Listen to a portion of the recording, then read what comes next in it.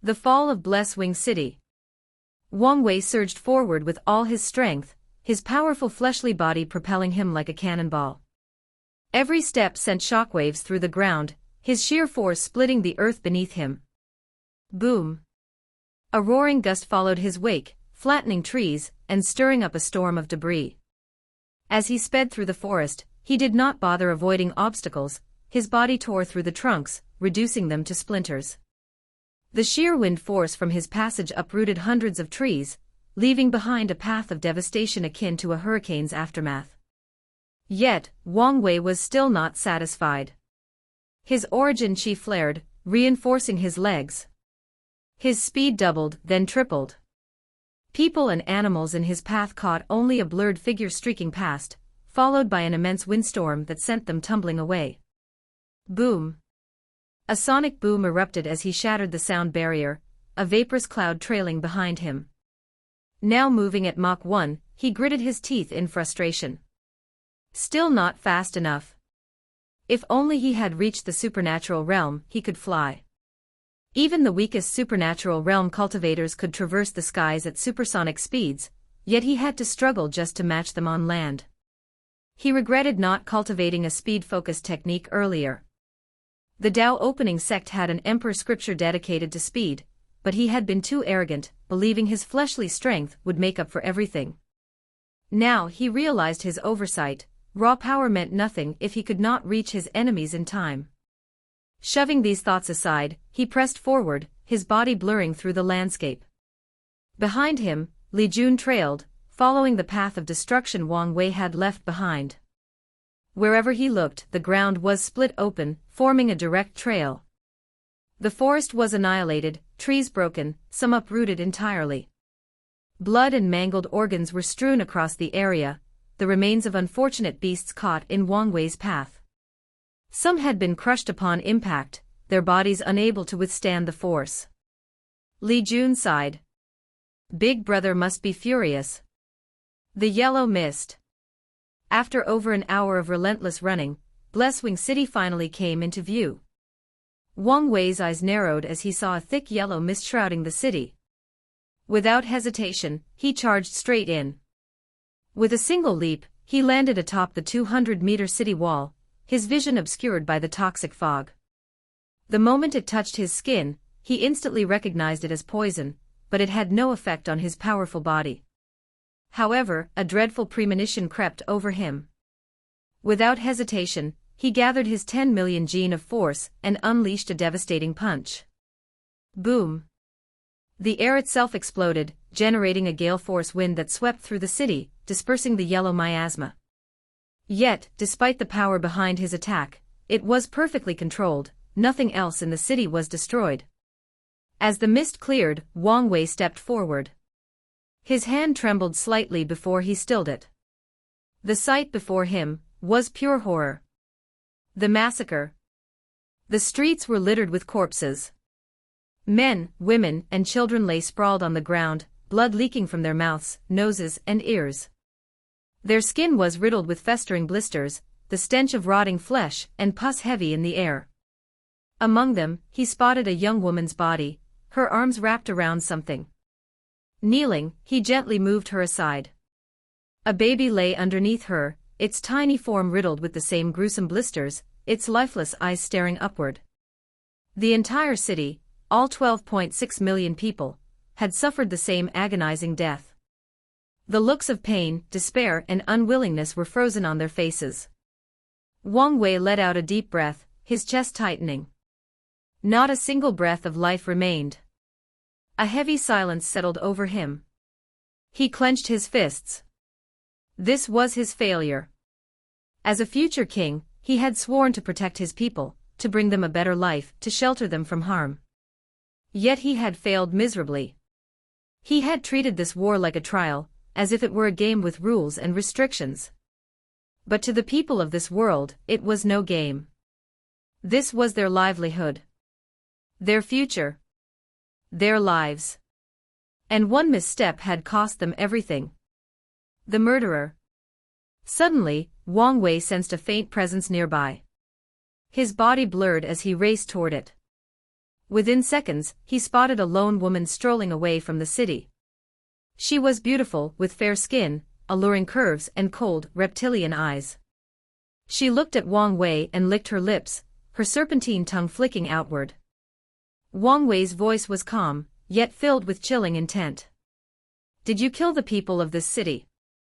The woman smirked, her vertical pupils gleaming with amusement.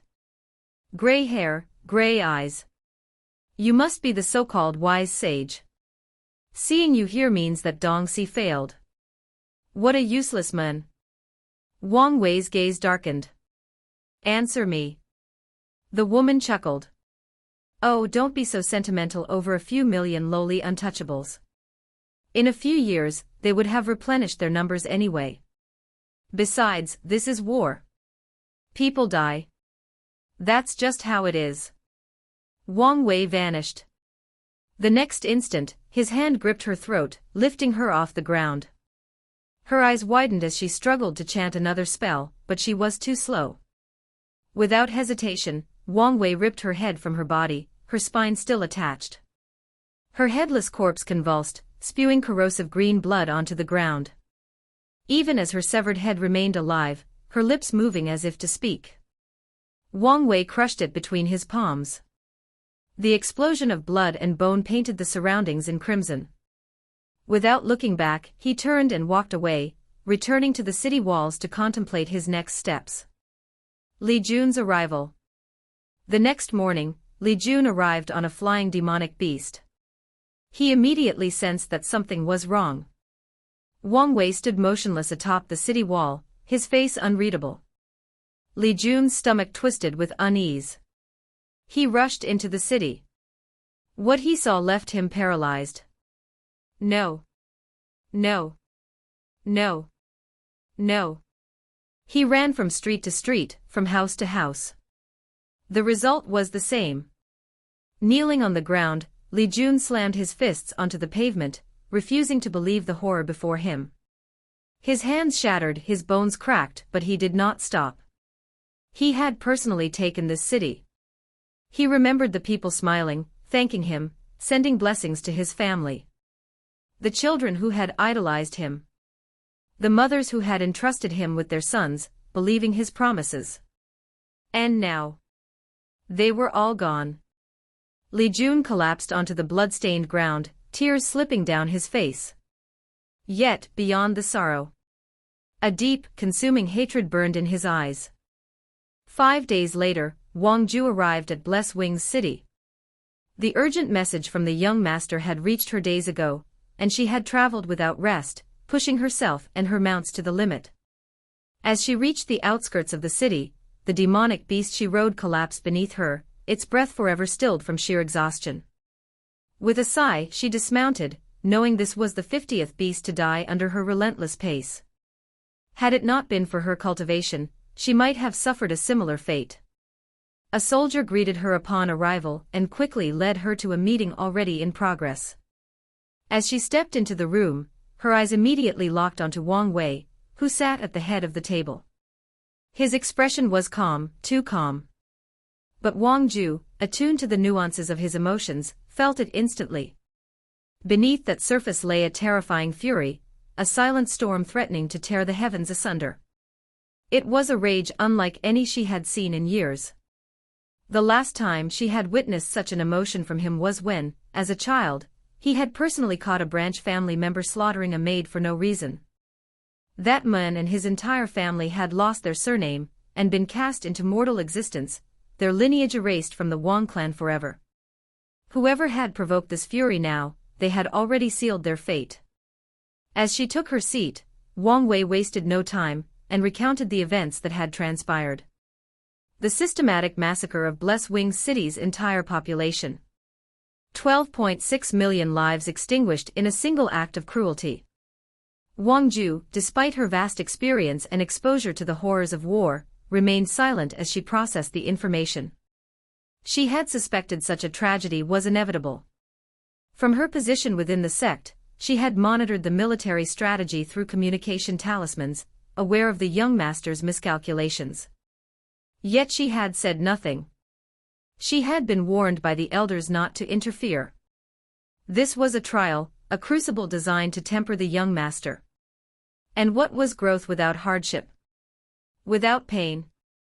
If mistakes had to be made for him to learn, then so be it. Now, however, the time for lessons was over. Wang Wei's voice carried a sharp finality as he spoke. No more playing around. This war needs to end, and it needs to end quickly. From now on, there is no need for armies to clash and decide the outcome through battle. Li Jun and Yan Liling, their faces still bearing the weight of grief and sleepless nights, listened intently. Use your cultivation to directly eliminate the commanders, open the city gates and subjugate the soldiers. If they resist, subdue them by force. His words were cold, pragmatic. Wang Wei understood that most of the soldiers in this war were commoners, forced into a conflict they had no true stake in. But compassion had no place here. The longer this war dragged on, the more innocent lives would be lost. If brutality was necessary to bring swift peace, so be it. He then turned his attention to Wang Ju. Go to the capital. I want every member of the royal family under constant surveillance. No one leaves. No one escapes. Break the seal on your cultivation if you must. His killing intent filled the room. There was no room for mercy. When Wang Wei reached the capital, none of them would be left alive. The meeting adjourned, and the group moved to the city's newly erected memorial. In the center of the square stood 9 massive stone slabs, their surfaces smooth and polished. Upon them, the names of every fallen citizen, 12.6 million, had been carefully engraved. Wang Wei lit 3 sticks of incense and bowed deeply. Rest in peace. I swear to avenge you. When you reincarnate, may you be born into the prosperous dynasty I shall build. And if not, may you be blessed with health and fortune in your next life. The moment was brief, solemn. Then, without further hesitation, they dispersed. Wang Wei, Li Jun, Yan Liling, and the generals led their armies to their next targets. Wang Ju vanished into the shadows, making her way toward the imperial capital. Days later, Wang Wei stood at the edge of another battlefield, his gaze locked onto the formidable army before him. Over 250,000 soldiers, clad in polished armor, stood in perfect formation, spears and shields at the ready. Their commander, a seasoned warrior with a thick beard and golden armor, watched from the front, a magical halberd resting against his shoulder. The commander sneered, confident in his tactical advantage. He saw before him an army exhausted from constant marching. The so-called wise sage had made a fatal mistake, overextending his forces without proper rest. Wang Wei, undeterred, took a step forward and addressed the commander. I do not know who you are, but surrender now, and I will spare your life. His voice, though not raised, carried across the battlefield, reaching every soldier present. The commander frowned, sensing the sheer power behind the voice. Even with his Peak River origin cultivation, he could not project his voice so effortlessly. This was not an ordinary opponent. But the commander had slain many cultivators before. He was not afraid. Wang Wei turned to the soldiers. This war is not yours to fight. You serve rulers who see you as disposable pawns. Each of you has family waiting for your return. Lay down your weapons, and I swear on my name, I will spare your lives and allow you to return home. You have heard of me. You know I keep my word. Murmurs spread through the ranks. Many hesitated. Was it worth dying for nobles who would never sacrifice for them? The commander acted quickly. Any deserter will face military law. Your families will suffer in your place. Fear solidified their resolve. Wang Wei sighed. Without hesitation, he released his aura, exerting pressure so immense that the air itself trembled. The soldiers staggered, their knees buckling. Boom! Boom! Boom! Suddenly, war drums thundered across the battlefield. A crimson mist rose above the soldiers, pushing back against Wang Wei's aura.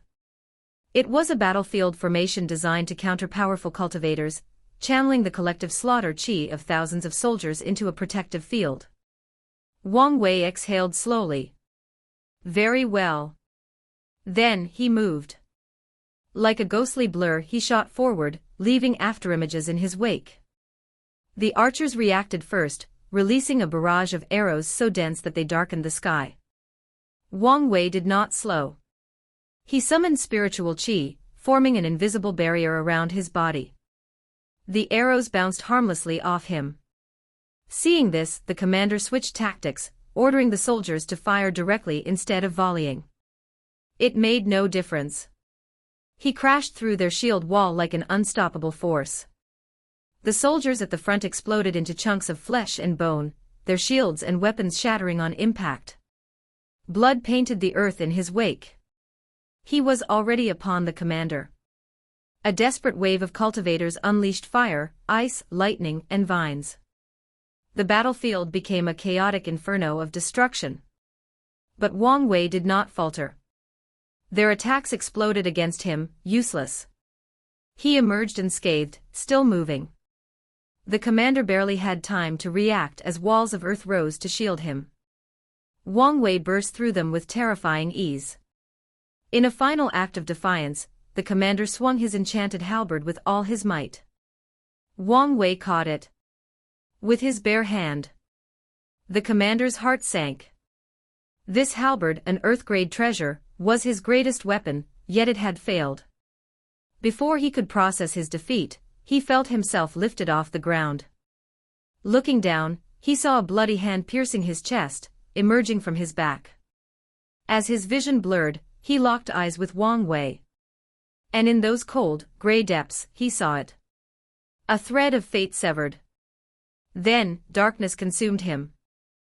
Hey, welcome to Firescale Audiobooks. If you enjoy our audiobooks, please consider subscribing to the channel. Also, feel free to share your review in the comments section below. Wang Wei looked at the dead commander he was holding, then he threw it away just like thrash. Then his gaze turned to the cultivating army. Despite the fact that the army commander was dead, they did not seem to want to stop. This was a sharp contrast to the ordinary soldiers who already threw away their weapon and knelt in the ground. Wang Wei guessed that these people were personally trained by the royal family, and the concept of loyalty has been ingrained deep into their bones and soul. However, Wang Wei did not want to waste time with these weaklings.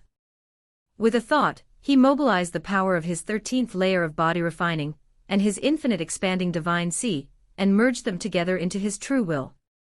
A strange and mysterious power gathered from Wang Wei, and enveloped all the cultivators in the kingdom's army.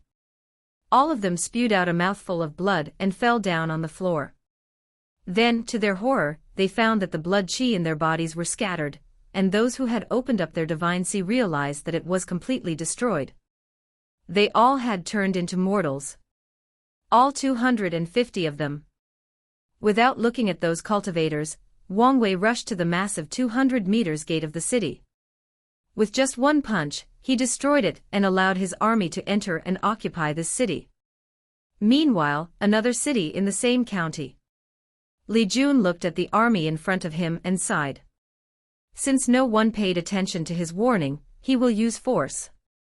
With a wave of his spear, countless red spots from both his soldiers and the kingdom rose into the air. This was the slaughter qi of the soldiers. Under Li Jun's control, the slaughter qi turned into a 50 meters long and 5 meters wide spear.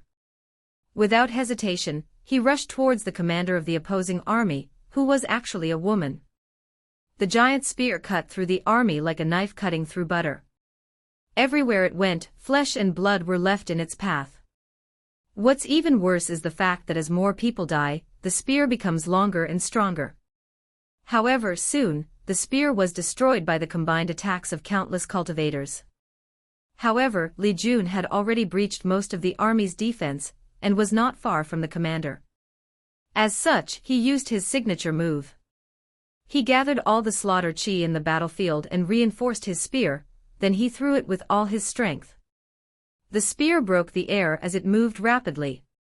Following the sound of cannonball, the spear rapidly approached the commander. However, a few meters from her, countless thick walls rose from the ground and protected her. Unfortunately, this protection measure was of no use. The spear easily penetrated the walls and without stopping or reducing its speed, it pierced the throat of the commander. The force of the spear pushed her away from her horse until she fell to the ground a few meters away. Then with a wave of his hand, the spear returned to Li Jun's hand. Then, he went on to massacre the cultivating army. After using his swift movement to dodge the first wave of origin abilities, he cut each of them with his spear before they could recite any other spells. On Yan Liling's side, she was also leading her own army. Her fighting style was even more efficient than both Wang Wei and Li Jun. She took out a pill from her space ring and crushed it. Then an overwhelming odor covered the Eastern Rain Kingdom's army. Immediately afterwards, more than a quarter of the army fell down on the floor unconscious. Then, Yan Liling pronounced a few words to use an origin ability. A dragon made of fire appeared in front of her. With a wave of her hand, the dragon flew in the sky and bypassed most of the army. When it reached close to the commander, it spewed out a breath of fire. The commander did not have time to react from the previous shock of his men's sudden incapacitation before he started screaming in agony, then he was turned into ashes by the flame. Then the dragon fire looked in the direction of the cultivating army, and headed to deal with them without giving them the chance to react. In 2 other cities, both General 4 and 5 had also just finished a battle. However, unlike the 3 divine altar cultivators, their fights were quite brutal. Both of them had countless arrows stuck on their bodies with blood spilling out everywhere. There were many fire burns, freezing burns and lightning burns. However, despite the pitiful states they were in, they both were quite happy as they were victorious in their battles and had each conquered a city on their own. Furthermore, the intense fighting had increased their experience and strengthened their foundations. They could tell that after a few battles like this one, their foundations will be strong enough to break through to the divine altar realm. After taking a few healing pills, General 4 and 5 entered their respective cities to take control over. Late at night, after settling the surrendered soldiers and reassuring the citizens, Wang Wei was sitting in the city lord mansion reading a cultivation technique. During the battle today, he discovered that the majority of cultivators in the army were in the body refining realm, yet they could still use spells. This was a little shock to Wang Wei, as he knew that only cultivators in the divine sea could do that. So as soon as he had a moment of break, he checked the city lord mansion to find the answer. It turns out that the people of this world are so enamored about spells or origin abilities, that they have invented a way for body-refining realm cultivators to combine their blood chi together in order to use them. After reading this, Wang Wei had to sigh at the wisdom of people. The people of this world might be from a weak plane, but they made the best of the circumstances they are given. Wang Wei has never heard of a method that uses blood chi to make spells from his world. It's not that the people from the Myriad Emperor are not as inventive as the people of this world. It's just that they do not care about such a thing. To the people of higher planes, so what if body-refining realm cultivators can use spells, they are still as weak as ants. Even if such an ingenious method was brought to the Myriad Emperor world, most cultivators would just shrug it off and sneer at such low-level methods. However, Wang Wei did not think so. This method made him realize that every world or plane out there in the endless void has developed different cultures, ideas, and knowledge that are completely unique to their environment. Instead of ignoring them or looking down on their methods, the cultivators of the Myriad Emperor world should absorb such knowledge as their own and further strengthen their own civilization. With this idea in mind, Wang Wei made further plans for what to do when he becomes a great emperor. After resting for a few days, Wang Wei continued his rapid expeditions to conquer the Eastern Rain Kingdom. Throughout his journey, he and the others encountered countless battles, countless sneak attacks from different terrains. One time Wang Wei's army was attacked by a group of cultivators who hid at the bottom of a river by holding their breath. Nevertheless, despite the many trials and tribulations, all 3 of Wang Wei, Li Jun, and Yan Liling used absolute force to break through every obstacle in their paths. Just like that, 3 years had passed. Wang Wei and his group had already conquered all the 72 states of the Eastern Rain Kingdom. The only place left standing was the imperial capital. And the main reason for that was the fact that Wang Wei bypassed the capital located at the center of the kingdom, and conquered the states eastward so that his territory could quickly occupy the seashore. After conquering the states near the ocean, Wang Wei returned to the capital at last to end this war. Wang Wei was sitting in a military barrack not far from the capital. Hey, it is really hard to move around in this large world without teleportation formations, thought Wang Wei to himself. If this world had a thing such as teleportation, he could have conquered this kingdom in just a few months. However, he needed to use many demonic beasts to transport troops everywhere he goes. And the process was extremely slow, well, at least to Wang Wei and the others. After gathering his scattered thoughts, Wang Wei asked the people in the room. Did anyone find a method to quickly destroy the powerful array that covered the entire capital? However, no one answered him, and most of the people lowered their heads and dared not look him in the eyes. Wang Wei did not blame these people for not having a good idea, as even he was stuck. According to his calculation, even if he, Li Jun, and Yan Liling attach this formation together, it will take at least 3 months of constant bombardment to break it. In fact, the formation itself was not actually powerful, especially for an expert in runes like Wang Wei. What made this array so strong was the fact the king used the remaining luck of the kingdom and blessed it on the formation. As such, the defensive power was raised to an unimaginable level. While thinking about ways to deal with the situation, Wang Wei asked, "Is there a way for Wang Ju to disarm it from the inside?" According to the last communication we received from her more than a month ago, she said that her strength was completely suppressed by the luck dragon of the kingdom, and she was now in hiding, responded one of the new advisors that Wang Wei had conquered in the past 3 years. While Wang Wei was contemplating his next step of action, advisor Zhao Feng entered the room with urgent news. Over the years, Wang Wei had brought this treacherous guy under his banner. He did not care that this guy was a snake that could bite even his owner. He knew how to properly control these kinds of people. Furthermore, as long as he suspects this guy to go out of line, he will kill him immediately. Advisor Zhao Feng bowed to Wang Wei and said, "Wise sage, one of the noble clans of the capital has sent someone to talk to you." "Talk to me? Talk about what?" "They want to make a deal. A deal that will allow you to easily break through the capital's formation." After hearing this, Wang Wei frowned and looked up and down at Zhao Feng. He could guess that this deal had something to do with him, however, he did not care. As long as Zhao Feng could help him deal with his current dilemma, everything else was fine. He would probably even reward him. As such, he said, "Let him in." Wang Wei sat on the throne-looking chair and waited for the envoy of these nobles to see what deal they wanted to make with him. A few minutes later, a middle-aged man walked in the room with advisor Zhao Feng. After close inspection, Wang Wei noticed how this man was walking with a straight posture with his head held high. His robe looked luxurious and showy, and he had a cultivation level in the peak of the divine sea realm. The envoy looked at Wang Wei, slightly bowed and said, "Are you Wang Wei?" After hearing this person's words, the room instantly became quiet. Advisor glanced at the envoy and secretly shook his head. Wang Wei did not answer this guy's question. Instead, he released a powerful aura from his body and forced the envoy on his knees and asked, "Who are you? Who sent you and for what purpose? I do not have time to waste with you idiots." The envoy felt a hug pressure holding in the ground and preventing him from getting up. The pressure was so heavy that he heard some of his bones cracking. He tried to mobilize his origin chi to resist, but it was to avail.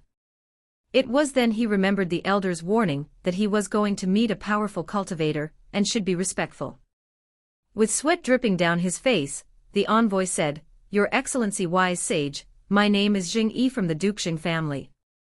I have come as a representative of the Noble Alliance to come help you." "Oh, what can you do to help me?" asked Wang Wei with a nonchalant look on his face. Seeing how calm the wise sage was, Jing Yi's mind moved fast and realized that negotiation might not be as easy as the Noble Alliance thought it would be. However, he still continued his words. "The Noble Alliance can help Your Excellency to open the formation that surrounds the capital from the inside." Wang Wei was not surprised by this offer, as he had already guessed that it was the case. However, he did not immediately respond, but pondered for a while tapping his finger on his chair. The room then became quiet with only a constant sound of clicking echoing throughout the room. As time passed by, the envoy became more anxious and started to sweat profusely. This was remarkable given the fact that he is a powerful cultivator. After a few minutes, Wang Wei then asked, "What do you people want in return? Be direct and straightforward with your demands." Jing Yi secretly left out the breath he was holding. As long as the wise sage asked for their demands, it means that there are rooms for negotiations. What he feared most was that he was completely rejected, or even worse, killed directly.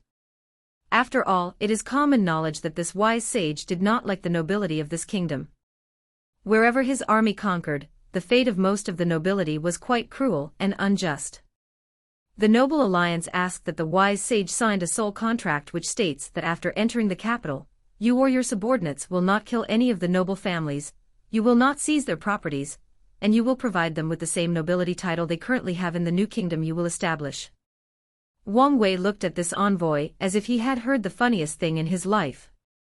You people thought too much of your worth. All of you should be happy that I did not kill every single one of you, but now, you want to retain the wealth that you sucked dry from the people for countless generations. On top of that, you want the same privileges that you had from the previous Decay Kingdom, and bring it out to my dynasty. Jing Yi's heart skipped a beat after hearing about this, but he gritted his teeth and said, "Your Excellency, you should be aware that without our help, it will be impossible for you to open that array. Distorting the truth will have no benefits for your so-called Noble Alliance. We all know that it is only a matter of time before we manage to break through the array by ourselves." "That may be true," retorted Jing Yi. "But the Alliance is also aware that your Excellency is competing with countless other people from your own world. The more time you spend wasting here, the less advantage you will have in future confrontations with your peers. Time, huh? The same idea can apply to you people. I am fully aware of the fact that the remaining luck of this kingdom will not last long. This formation will destroy itself in 1 to 2 years. I can still wait for such a time." After hearing this, Jing Yi's heart became anxious. This was actually one of the main worries of the nobles. In fact, many of the truly powerful nobles still have hidden cards that they have not used. However, one thing that they know for a fact is that no matter the final outcome of this war, the Eastern Reign Kingdom was finished for good. So they wanted an exit strategy, or route after everything was over. As for betraying the royal family, the nobles who placed the well-being of their families above everything else couldn't care less about their fates. After pondering for a while, Jing Yi asked, "Your Excellency, then, what do you propose?" "Simple, you guys opened the array for me and in return, I will not kill all of you. However, you yourself need to choose a few noteworthy families as scapegoats to be publicly executed to soothe the anger of the common people. Remember, do not just choose some random weak family. Secondly, all the noble families have to hand over at least 80% of their family wealth. Nothing more, nothing less. Lastly, if you people want to stay in my new dynasty, then you need to follow the law. And I mean every single one of them. If I ever catch even a single one of you breaking the rules, then you will be judged by the severity of your mistakes. Under my rule, the law will be absolute." After hearing these terms, Jing Yi's face became ugly. When has their noble alliance been treated like this? However, he did not burst out in anger as he knew that they were in the lower position during the negotiation. After taking a deep breath to calm down, he said, "I will tell all your terms to the noble alliance and let them decide what to do next." Wang Wei nodded and removed the aura pressing Jing Yi in the ground. Suddenly feeling a weight lifted off his shoulders, Jing Yi slowly got up, did an almost 90-degree bow and left the hall. Wang Wei waved his head and someone also secretly left the wall to follow the envoy. However, less than half an hour later, the person came back and told him how Jing Yi only traveled a few hundred meters from the barack and was communicating to someone through unknown means. Wang Wei nodded and realized how cautious the nobles were. And they seemed to have a way to communicate across the formation. After another half hour, Jing Yi came back into the hall and said, "Your Excellency, the Noble Alliance has accepted your terms." "Oh, so fast," answered Wang Wei. "Do you need to sign the soul contract now?" "There is no need for that. The Alliance believes that the wise sage is a person who keeps his words." Wang Wei smiled and nodded. However, he did not believe a word of this.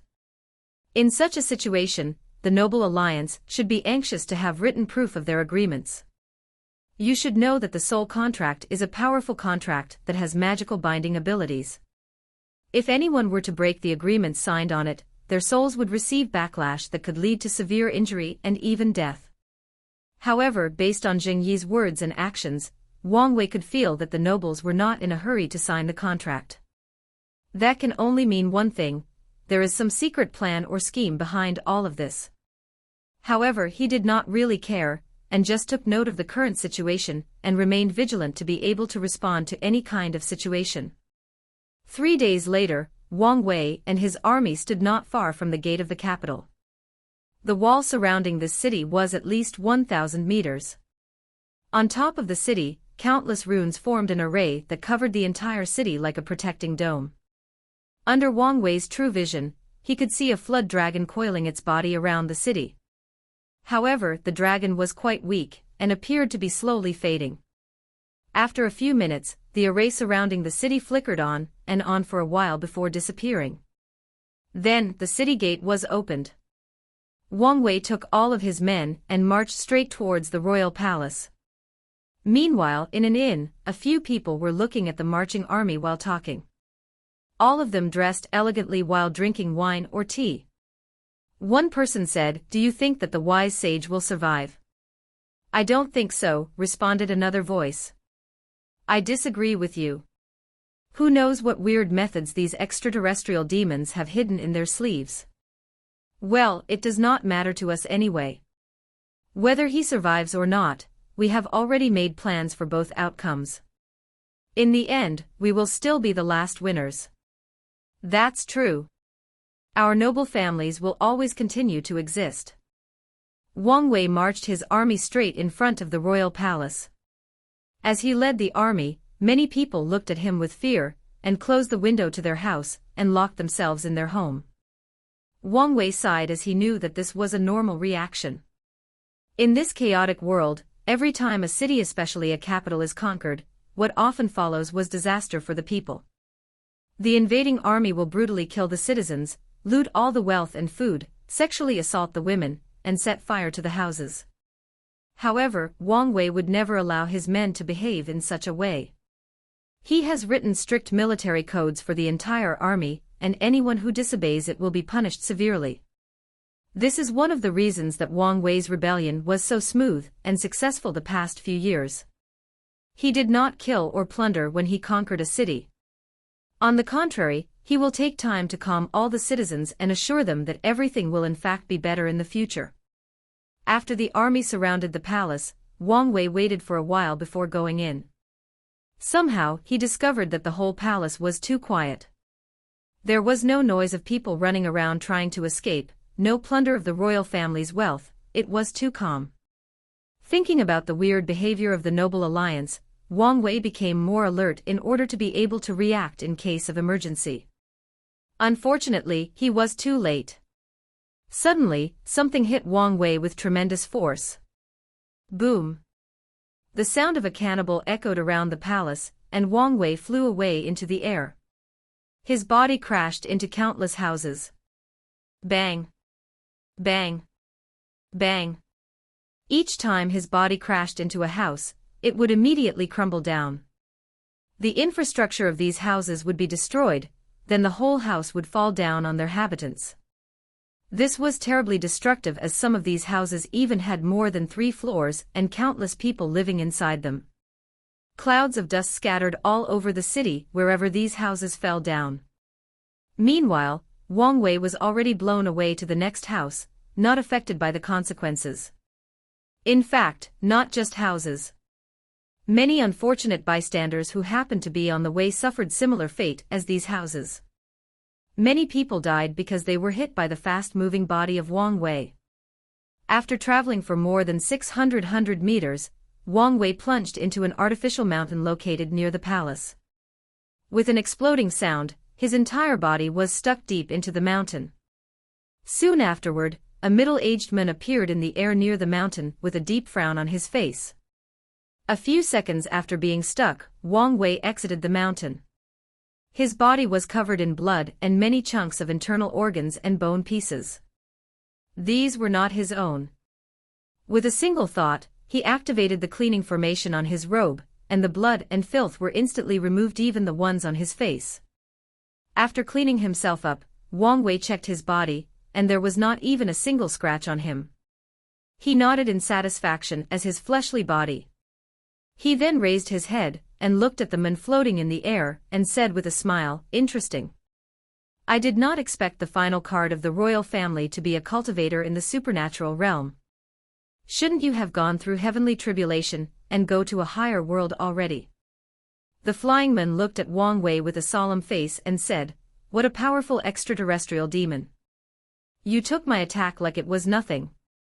I cannot even find a single scratch on your skin. You know, old man, it is very rude to use your divine sense to scan a person without authorization." After saying this, Wang Wei controlled his skin and muscles and vibrated them rapidly. Suddenly, the supernatural realm cultivator, whose name was Dong Hao, found out that his divine sense could not scan Wang Wei's body. The solemnness on his face thus further increased. "You did not answer my question. Why did you not go to a higher world?" "Not everyone has the heart to go through such powerful heavenly tribulation unless really necessary," responded Dong Hao with a look of fear deep in his eyes. Wang Wei could guess what he meant. In small world like this, although the highest level of strength allowed the divine altar realm, there is still many genius cultivators who have managed to enter higher realms. When that happens, these cultivators will have to go through two heavenly tribulations, one to break through the realm, and the other in order to go to a higher world. However, the second tribulation is extremely powerful. Due to the fact that supernatural realm cultivators cannot survive in the endless void for long, the world that they are from are responsible to open a space passage to a higher world. For example, the Warring Kingdom world is a lower thousand world. After the tribulation, Heavenly Tao has to open a space passage to a middle thousand world for the supernatural realm cultivators. Unfortunately, the cost of opening such a passage is extremely costly for such a low-level world. As such, in order not to have to do it, Heavenly Tao exponentially increased the difficulty of the heavenly tribulation. Thus, few cultivators can pass the tribulation. Of course, those who do are in fact truly heaven-defying geniuses. These people are often sought after and recruited when they reach higher worlds. In fact, Wang Wei read about another method from the sects library. This method is actually simple: occupation.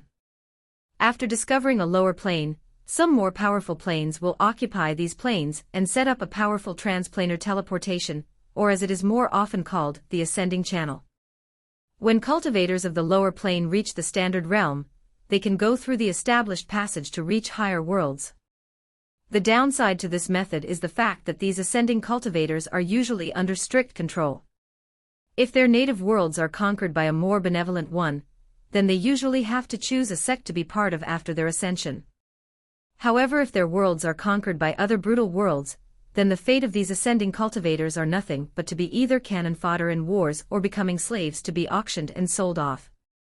One thing I'm still curious about. How can you be able to move so freely in this world? It's one thing not to ascend to higher planes, but the heavenly Tao of this world would never allow cultivators of your level to move freely about with the destructive power you all have, asked Wang Wei.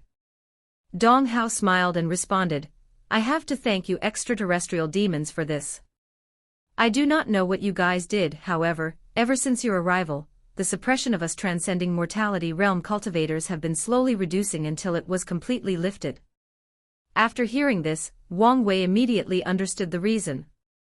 Before the trial, the Supreme Realm True Monarchs have refined this world to elevate the power scale in order to allow all the heaven chosen to compete freely. This must be the reason that the native supernatural realm of this world can move and fight freely. Wang Wei also realized why the Noble Alliance was not so keen on immediately signing the soul contract. It seems that they were already aware of the royal family's hidden cards. They wanted to stand and watch how he and the royal family fought to the death. In the end, whoever is the winner, they would still be the one who benefited the most. Wang Wei sneered at this. No matter what plans these people had, he had more than 100 ways to deal with them. If they think that a weak supernatural cultivator could defeat him, they are gravely mistaken. After getting the answer he wanted, Wang Wei cracked his neck and hand preparing for the next battle. He felt excited as his blood boiled. He hoped this old man could give him a proper challenge. Without hesitation, Wang Wei threw a powerful punch in the air. The powerful shock wave generated by the punch created an air bullet that flew towards the old man in the sky. Dong Hao, who was also ready for battle, suddenly felt a very condensed air pressure flying towards him. Without hesitation, he manifested a barrier to protect him. However, to his horror, the air bullet actually pushed him more than 10 meters after clashing with his barrier. What's worse is that immediately afterward, countless more air bullets hit his shield, thus adding cracks to it. Dong Hao was shocked at how powerful these punches were. He knew that he might lose if he fought head-on with Wang Wei. This was considered a great shame to him, being weaker than a mere divine alter-realm cultivator. However, given the prominent background of his opponent, he decided not to think too much about it. Nevertheless, Dong Hao's situation was not looking too good after being bombarded by all these air bullets. So he decided to use the one advantage that his realm had compared to Wang Wei, the ability to fly in the air. Dong Hao flew to the side and evaded the air bullets that attacked him. Then, countless tattoos appeared all over his body, arm, legs, and even face. Afterwards, his power increased dramatically. With a wave of his hand, the patterns on his body lit up, and a gigantic mountain materialized in the air and headed straight towards his enemy. Wang Wei looked at Dong Hao and frowned. He was not frowning at the changes that appeared on Dong Hao, as he knew these tattoos were known as origin pattern, and all cultivators in the supernatural realm had them. The reason that he frowned was that he realized that if he continued to fight here in the capital, countless ordinary people would die in the aftermath of their battles. Normally, Wang Wei would not care about such things. Although that sounded ruthless, unfortunately, that is the fate of mortals that cannot control their destiny. One day, they might suddenly die due to the aftermath of cultivators' battle. However, currently, Wang Wei's role was a future monarch of a dynasty. As such, he has to take into consideration the lives of his citizens. When the mountain approached near him, Wang Wei noticed a certain metal quality of it as it shined with a golden luster under the sun. He guesses that this was not a regular mountain, but one reinforced by gold element. Without hesitation, Wang Wei threw a powerful punch, and a terrifying force traveled in the air and hit the mountain. Boom! The 2,000 meters tall mountain trembled and cracks appeared on its metal surface. However, it was not destroyed. Boom! Boom! Boom! Wang Wei continued to punch in the air and more cracks appeared in the mountain until it exploded into countless pieces. Then, he threw another powerful punch. This time, however, he did not just use the raw strength of his fleshly body.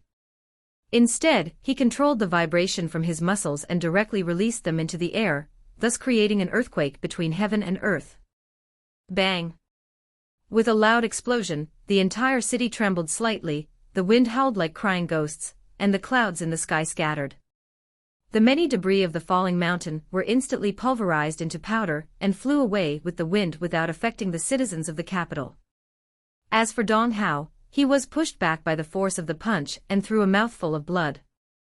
Despite the barrier he erected, the vibration still managed to bypass his defense and injured his organs. Wang Wei stood on the ground with his long gray hair floating with wind while looking at his FST. He smiled as he was very happy with the new move he just created. He called Earthquake Fist, and this move took full advantage of his powerful fleshly body. One thing he always complained about the ancient desolate body refining scripture was the fact that it did not have any fighting moves in the early stage. Although there are many fighting methods in the scripture, some of which even made Wang Wei drool day and night, he needed to cultivate it to a very high realm before he could use these moves. What's worse was the fact that in the notes that Wang Wei read from predecessors that also cultivated the scripture did not also contain powerful moves for the early stage, but contained their understanding on how to properly control force or strength. Most people who successfully cultivate this scripture usually care about the powerful defense and stamina it brought in the early stage instead of the strength. After taking a brief moment to contemplate his new move, Wang Wei looked at Dong Hao and said, "How about we take this fight outside the city?" However, Dong Hao, who was in the air, completely ignored him, and the patterns on his body lit up again, preparing for another attack. As such, Wang Wei continued, "Don't you care about the people of this city?" Seeing the silence of his enemy, Wang Wei secretly sighed. Then, with all his strength, he jumped straight towards Dong Hao. His body left countless cracks in the ground, and a powerful shockwave spread after his departure. When Dong Hao saw Wang Wei coming straight at him like an artillery, he opened his mouth and spewed countless tiny swords. These swords then became normal size after leaving his body, and with swish sound, they quickly attacked Wang Wei. Clink! Clink! The sound of metal sounded as these swords hit Wang Wei's skin, then they bounced off without even leaving a single scratch or mark. When Wang Wei was about to clash with Dong Hao, the latter sneered at him and easily evaded him. Dong Hao did not expect this wise sage to make such a mistake. Without the ability to fly in the air, he engaged someone else in aerial combat. However, the sneer did not last long on Dong Hao's face. As soon he evaded the clash, Wang Wei seemed to have anticipated this and did a somersault in the air. Then, he activated his divine veins to control the spiritual qi in the air to create a foothold for him. With a boom sound, he rushed towards Dong Hao with absolute speed. Dong Hao was quite shocked by this maneuver, and was almost unable to react. However, his years of experience allowed him to instantly erect a barrier around him. However, Wang Wei did not care about this. With unmatched speed, his hand formed a claw and easily crushed the golden barrier and grabbed Dong Hao in the face. While stepping in the air, he rushed outside the city while holding Dong Hao like an adult carrying a chicken. Boom! Wang Wei broke the sound barrier while stepping in the air with. All the citizens of the city heard an exploding sound, then saw a circular vapor in the air, followed by a streak of light rushing outside the city. After traveling a few hundred meters, Wang Wei then threw Hong Dao outside of the city. The supernatural cultivator clashed into the ground, forming many cracks. He threw a mouthful of blood and then started coughing. The shockwave created by his crash created a cloud of dirt, and some of it had entered his lungs. He then mobilized his origin essence to heal the cracked bones on his back and protect his spine. He then looked at the flying Wang Wei with shock, no, he should say stepping in the air. Everyone knows that divine altar realm cannot fly in the air. However, this wise sage has found a way around this problem.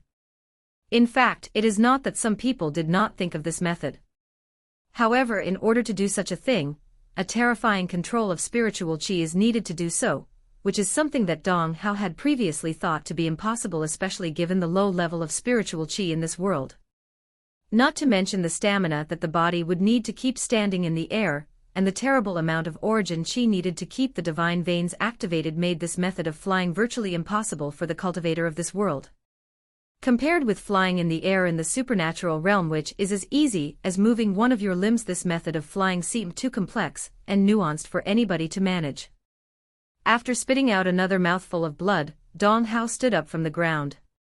His clothes were all tattered and his hair disheveled, however, he did not care about this. Suddenly, Dong Hao's body was encased by a golden armor that covered even his face and eyes. After seeing this, Wang Wei suddenly frowned as he did not feel the fluctuation of origin essence, which means that this was not an origin ability or method. All of a sudden, he thought of something, innate talent. Only innate talents do not require much or any energy source, as they are fundamentally a part of the cultivators. Wang Wei was then quite surprised, as he knew that not all cultivators in the supernatural realm had their own innate talent. This thing requires both talent and luck. If you are not talented but full of luck, then you will not receive a talent when entering the supernatural realm. If you have talent but low luck, then the talent you receive will be quite shitty. After making his preparations, Dong Hao flew straight to Wang Wei. Since he could not use his flying ability to easily win this battle, he will fight head-on to decide the winner. Meanwhile, after seeing Dong Hao coming towards him, Wang Wei was quite excited as he knew that he was bound for an exciting battle. As such, he stepped in the air and rushed towards him and threw a punch. He used Earthquake Fist, without hesitation. Wang Wei's fist clashed with the golden Dong Hao. Boom! The air trembled and visible ripples could be seen manifesting after their crash. Dong Hao's golden armor cracked all over, meanwhile he threw out some blood inside. However, after a few breaths, the cracks healed and Dong Hao continued to clash head-on with Wang Wei. In the capital, the royal family and many nobles from the alliance were watching this battle through different means. All of them were concerned as this was a fight that determined the fate of the Eastern Rain Kingdom. Both Wang Wei and Dong Hao started clashing in the sky. The clouds scattered and the air vibrated wherever these two appeared. Dong Hao had suffered countless injuries with each of the clashes, however, his golden armor was still intact. Wang Wei could tell that maybe this guy wanted to slowly drain both his origin chi and his stamina. However, with his current state, he could probably fight for more than a week without stopping or getting tired. As such, he wanted to end this battle as soon as possible. Of course, the main reason for such a decision was due to the fact that this battle was no longer fun for Wang Wei. Despite fighting for quite a few minutes now, Wang Wei realized that his enemy had not even managed to break off his skin, let alone injure him. His overwhelming defense made this battle quite boring for him. Without hesitation, he rushed towards Dong Hao and kicked him into the ground with all his strength. The golden armor cracked again, this time, almost completely destroyed. Then, Dong Hao landed on the ground and created an explosion that scattered dust all over. Many pieces of land would break from the land and fly in the air following the shockwave of Dong Hao's crash. Without giving his enemy a chance to breathe, Wang Wei rushed to Dong Hao and punched in the face. Boom! The force of the punch created more shockwaves on the ground. As for Dong Hao, he spit out a few pieces of his internal organs, and his body was forced further deep into ground, creating a meter-long crater. However, his face was not hit directly by the attack as he converged the golden armor that covered his whole body, and made sure that it only covered his face, thus further nullifying some of the power of the punch. Wang Wei, after seeing that his punch did not do the intended destruction, threw more punches. Boom! Boom! Boom! With each punch, the ground would shake tremendously, then shockwaves would follow in the air. Pieces of land will fly out into the air, then land on the ground. As for Dong Hao, the crater he created became deeper with each punch. By the 10th punch, he had already inserted himself more than 10 meters underground. Nevertheless, none of these punches had a direct hit on him. Whenever a punch was about to hit, whether his face or ribs, a golden would appear to protect him from a direct hit. Unfortunately, the recoil or shockwave generated by the sheer force of each punch still managed to travel inside his body and destroy many things. As such, right now, Dong Hao had many bones broken, both his kidneys and lungs started to fail him, and one of his eyes was destroyed. When he was about to receive another punch, Dong Hao quickly bit the tip of his tongue and spit out bright red blood on his golden protection. The golden protection immediately expanded and turned into a circular shield. However, it did wrap around Dong Hao to protect him. Instead, it encased Wang Wei inside and essentially imprisoned. Wang Wei suddenly felt himself inside a very hard shell case, and it was very dark inside without any light source. Without hesitation, he moved his origin chi into his eyes and could see the golden shield hat trapped. Without hesitation, he punched the shield. However, it did not immediately destroy or crack like previous attacks. After noticing this, he used his earthquake fist. The powerful vibration shook the golden shield then it cracked. After 3 more punches, the shield was destroyed and myriad pieces of gold scattered everywhere with Wang Wei at the center. Immediately afterward, Wang Wei felt something and looked at the sky. Dong Hao was floating there with blood all over his body, one eye socket was empty, and most of his robe was destroyed. Without hesitation, he waved his hand and an ancient lamp appeared before him. The lamp had countless patterns inscribed in it, and a three-colored fire was burning brightly on top of it. He opened his mouth and spewed more than 3 drops of deep red blood. This was his source blood. Then, these drops of blood entered the lamp and the fire on top of it turned from 3-colored to 5. With a wave of his hand, the 5-colored fire descended from the sky and attacked the surprised Wang Wei with match speed. The flames enveloped more than 100 meters in the surrounding area. No sign of Wang Wei could be seen, as he was swallowed by the flame. After a few minutes, the 5-colored flame disappeared and a body could be found standing in the middle. To be exact, it was a charred body. Although his clothes were intact, the skin on his arms, legs and face was badly burned. It was burned dark all over with few spots of red flesh. This was the first time he was injured ever since he started cultivating the ancient desolate body refining scripture. He raised his hand and looked closely at his burned skin. An intense pain suddenly assaulted his nervous system. However, Wang Wei did not care as this was not the first time he was burned alive. Young Emperor. Meanwhile, in the sky, after seeing his attack working, a slight smile appeared on Dong Hao's face despite it being almost disfigured. However, his smile did not remain there for too long. He watched from above how Wang Wei's darkened burned skin fell off the ground, and in just a couple of seconds, new skins were regrown. Without hesitation, he waved his ancient lamp and new rounds of flame attacked again in order not to give his opponent time to heal. Wang Wei instantly uses the Lion Fist, from his Overlord Fist cultivation technique. This was the first time he used a fighting method based on origin chi during the whole fight. A 20 meters tall and 100 meters long lion manifested from Wang Wei's fist. The lion opened its mouth and roared. A sound wave attack came from its mouth and clashed with the oncoming attack. Then, the flame was separated in the middle, forming a V shape with both Wang Wei and the lion in the middle.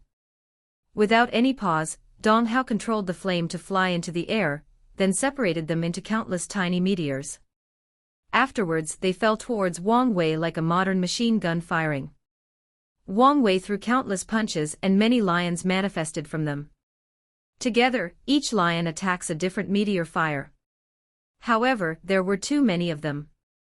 Soon an explosion occurred with Wang Wei in the middle. However, weirdly enough, there was no heat that emanated from the 5-colored flame. After a few seconds, the cloud of dust created by the explosion was blown away by the wind. Wang Wei's charred body was again seen in the middle of the explosion. However, his state was even worse than previous. This time, not only his skin was burned, but even his muscles were burned by the flame. Many of his bones could be seen exposed to the outside. However, just like previously, they started to heal immediately. However, the process was not instant like the first attack. Many of his burned muscles started to grow back at a speed visible to the naked eyes.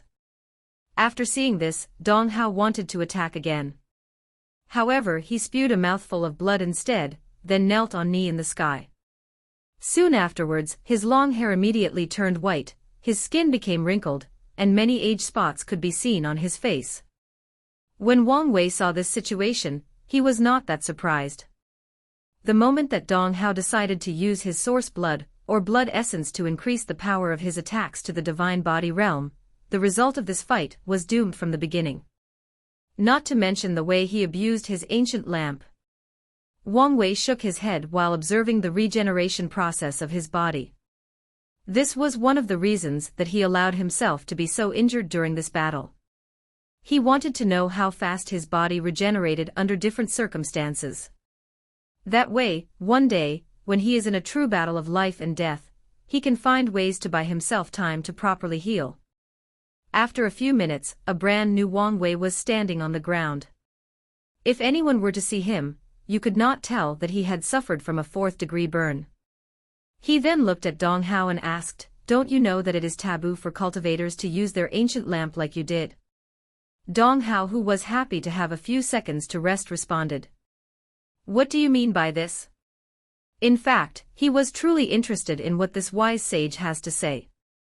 Their royal family have long speculated that these extraterrestrial demons came from a more advanced world than them. So they are privy to many unknown secrets that the cultivators of this world never had access to. The flame you just use is known as the good fortune flame, continued Wang Wei. It's not used for fighting. This is a foundation necessary by all cultivators to cultivate the next two great realms after the supernatural realm. After hearing this, Dong Hao frowned, then his one-eyed face became very ugly to look at. So you figure it out? Yes, the more you use the good fortune flame to fight, the more you ruin your foundation and cultivation path, essentially cutting your path or chances to higher realms. As such, in my world, unless a cultivator is forced to utmost despair, they will never use their flame of good fortune to fight. Because they know that even if a tiny bit of it is used, it will be nigh impossible to make up. While saying all of these, Wang Wei had finished healing, and he then completely ignored the ugly and despairing look on Dong Hao's face. So that's how it is, muttered Dong Hao in the sky. No wonder no one has managed to pass the heavenly tribulation for so many years. We all thought that the world had started to enter the Dharma end period, but it was just that we were wasting our foundation by using our Tao flames. After that, he laughed out loud. However, this laughter sounded so bleak and desolate. Although he had learned the truth, Dong Hao knew that it was too late for him. Meanwhile, Wang Wei was ready to end this fight. Suddenly, a gigantic image appeared behind him. It was an image of him sitting on an immortal throne while myriad races and words bowed to him. Meanwhile, he was holding countless strings that dictated the fate of these races and worlds. Immediately afterward the vision appeared, the entire world trembled slightly, causing countless earthquakes. Many of the heaven chosen that participated in the trial were instantly alerted. They all looked in the direction of the Eastern Rain Kingdom and muttered. After the vision of the young emperor appeared behind Wang Wei, Dong Hao suddenly felt like the environment around him changed, as if he went from one heaven and earth to another, from one world to another. Then, to his horror, he lost the ability to fly and fell from the sky and landed on the ground, resulting in further severing his injuries. What's even worse was the fact that half of his strength was instantly gone, and he did not know the reason. He guessed that it had to do with the wise sage, but he did not know the specifics. Knowing that death was soon approaching, he wanted to struggle desperately, or better yet, find a way to run away. He tried to use more of his blood essence. Unfortunately, he had already run out, so he just spit more blood from his mouth due to backlash. Wang Wei could guess the thought of Dong Hao. As such, he wanted to end this battle as soon as possible. After using the pseudo-domain of his young emperor title to prevent Dong Hao from escaping through the air, he mobilized most of his origin chi, and used the dragon sovereign fist. A mighty dragon appeared that headed straight towards Dong Hao and roared into the heavens. The sound traveled throughout the entire city, and echoed throughout heaven. All the citizens immediately felt an instinctive fear, just like a higher life form looking down at a lower one. It was a fear hidden deep in their blood and soul from their ancestors when they faced the wrath of a superior life form. This dragon did not attack, instead released a supreme and noble aura that demands that all life form bow down to it. Suddenly, Dong Hao felt a tremendous pressure coming down on him, preventing him from moving. He struggled with all his strength, but it did not work. So he immediately detonated the origin essence in his body to try to resist, but it was to no avail. No matter how he struggled, he could not move. Meanwhile, after the first attack, Wang Wei rushed towards him to end this battle with one last blow. A few meters before arriving, Dong Hao burned out his soul in order to increase his strength in a moment of desperation. He opened his mouth with difficulty, and a sword appeared. The sword became massive and an unpredictable heaviness could be seen from it. It rushed towards Wang Wei with tremendous speed, leaving a golden trail behind it. Wang Wei then muttered a few words to use an origin ability. Although Wang Wei usually does not use spells in battle does not mean that he does not know any of them.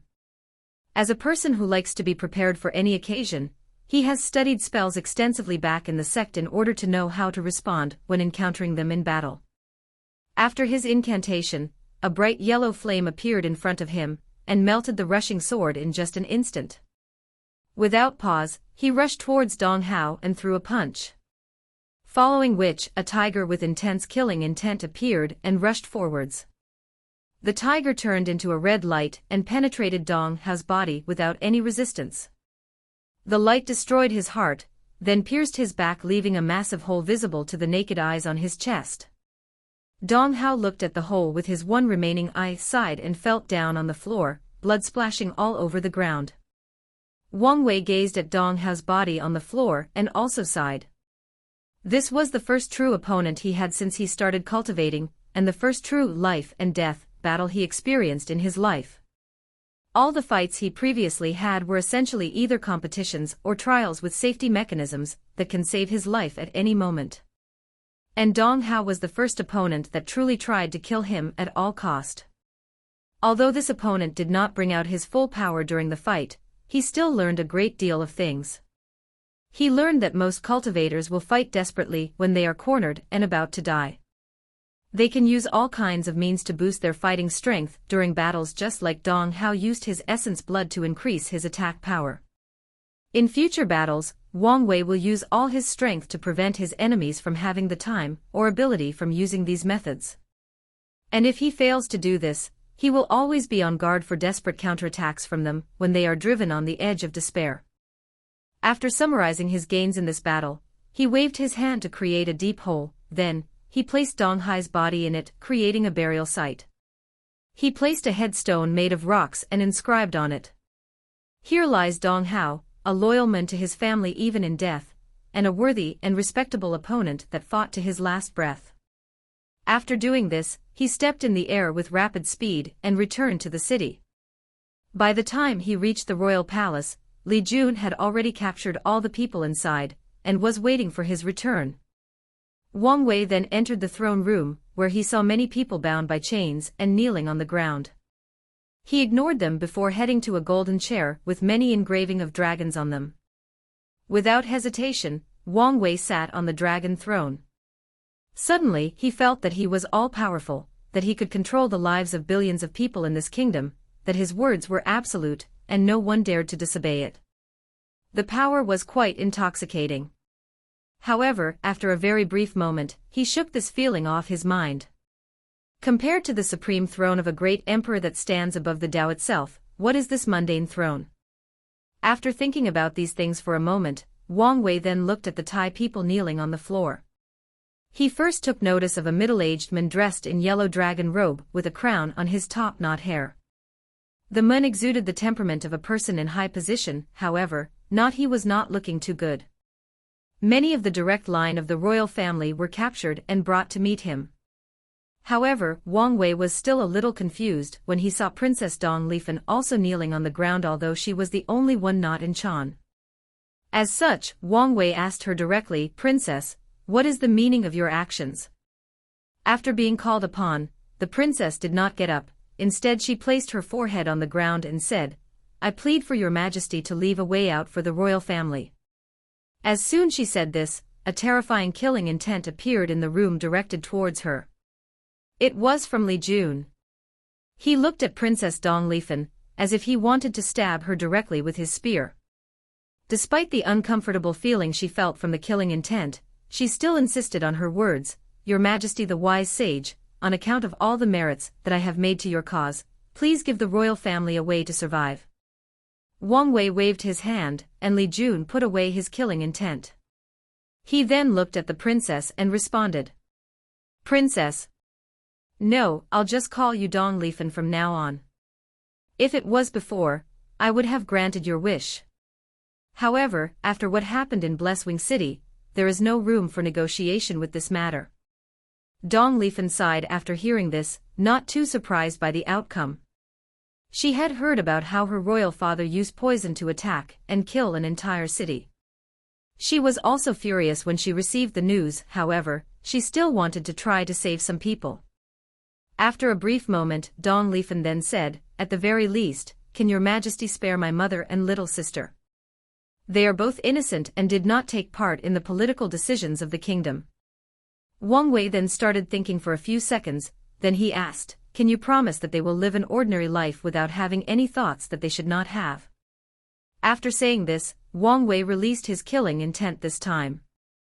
Dong Lifen felt a suffocating breathing slowly squeezing the life out of her, then she immediately nodded as guarantee. She understood the warning that Wang Wei was given to her. After seeing her nod in agreement, he removed his killing intent and waved his hand to dismiss her. I will believe your words for now. Well, you can fulfill your side of our deal. Dong Lifen sighed and stood from the floor with a forehead that had a slight bruise on it. She looked at her father and left the room. Meanwhile, the sovereign of this kingdom did not speak even a single word throughout the whole interaction. Even when he heard of his daughter's betrayal, he did not flinch or say anything. Wang Wei admired his firm determination. This was a man who accepted defeat and death like a true king, a true ruler. 3 days after the fall of the Eastern Reign Kingdom, all the members of the royal kingdom except for 2 of them were publicly executed. A vision formation was used to broadcast the entire process throughout the entire kingdom. Former Princess Dong Lifen, who was very loved by the people due to her altruism and kindness, made a speech denouncing all the crimes that the royal family committed. She then reassured the citizens of the kingdom that they would be in good hands when the new dynasty was established. She reassured them their lives will be much better from now on. A few days after the execution of the royal family, someone came to visit him in the Dragon Throne Room. It was Zheng Yi from the Noble Alliance. The past few days have been quite stressful for him due to the fact the wise sage never mentioned their agreements. Even if he did not immediately attack the nobles, they were still under great pressure. After seeing Wang Wei on the dragon chair, he bowed more than 90 degrees and said, "Long live your majesty. May your cultivation rise and be able to live for eternity." Wang Wei looked at him with calm eyes, then he waved his hand and said, "You may rise." Then, Zheng Yi lifted his body to make eye contact with Wang Wei, and addressed the reason for his visit. "Your Majesty, I wonder whether our agreement is still valid." "Of course, as long as you people choose the group of nobles that need to be made an example with, everything is still the same." Zheng Yi sighed a relief after hearing this, then he further asked, "Then, when can we sign the soul contract?" "There is no need for that," answered Wang Wei with a smile on his face. "Since you guys believed me to be a man of my words, then continue to strengthen this belief." Zheng Yi frowned after hearing this, but he did not say anything else about this topic. He bowed again and said, "Then, I shall bring your words to the Noble Alliance." After the brief conversation, Zheng Yi was dismissed and returned to inform the Noble Alliance of the result. Meanwhile, Wang Wei sneered at these nobles. If it was not the fact that he still needed them to temporarily stabilize his future dynasty, he would have killed them long ago. Unfortunately for him, this kingdom is very similar to Middle-earth's ancient time from his past life when it comes to societal structure. Most knowledge is kept in the hands of these nobles, and they go to extreme length to keep the common people ignorant, uneducated, and uninformed. After reviewing the situation of the previous kingdom, Wang Wei discovered that more than 95% of officials throughout the entire kingdom are related to the nobles' families one way and another.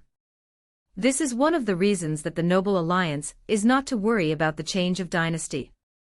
Because whoever is the winner will still need their help if they want to govern the dynasty properly.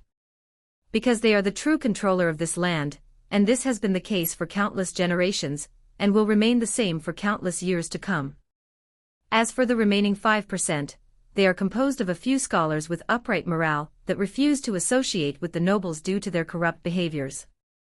However, the fate of the remaining 5% was actually quite bleak. All of them were suppressed, killed, or exiled far away from the capital by the Noble Alliance.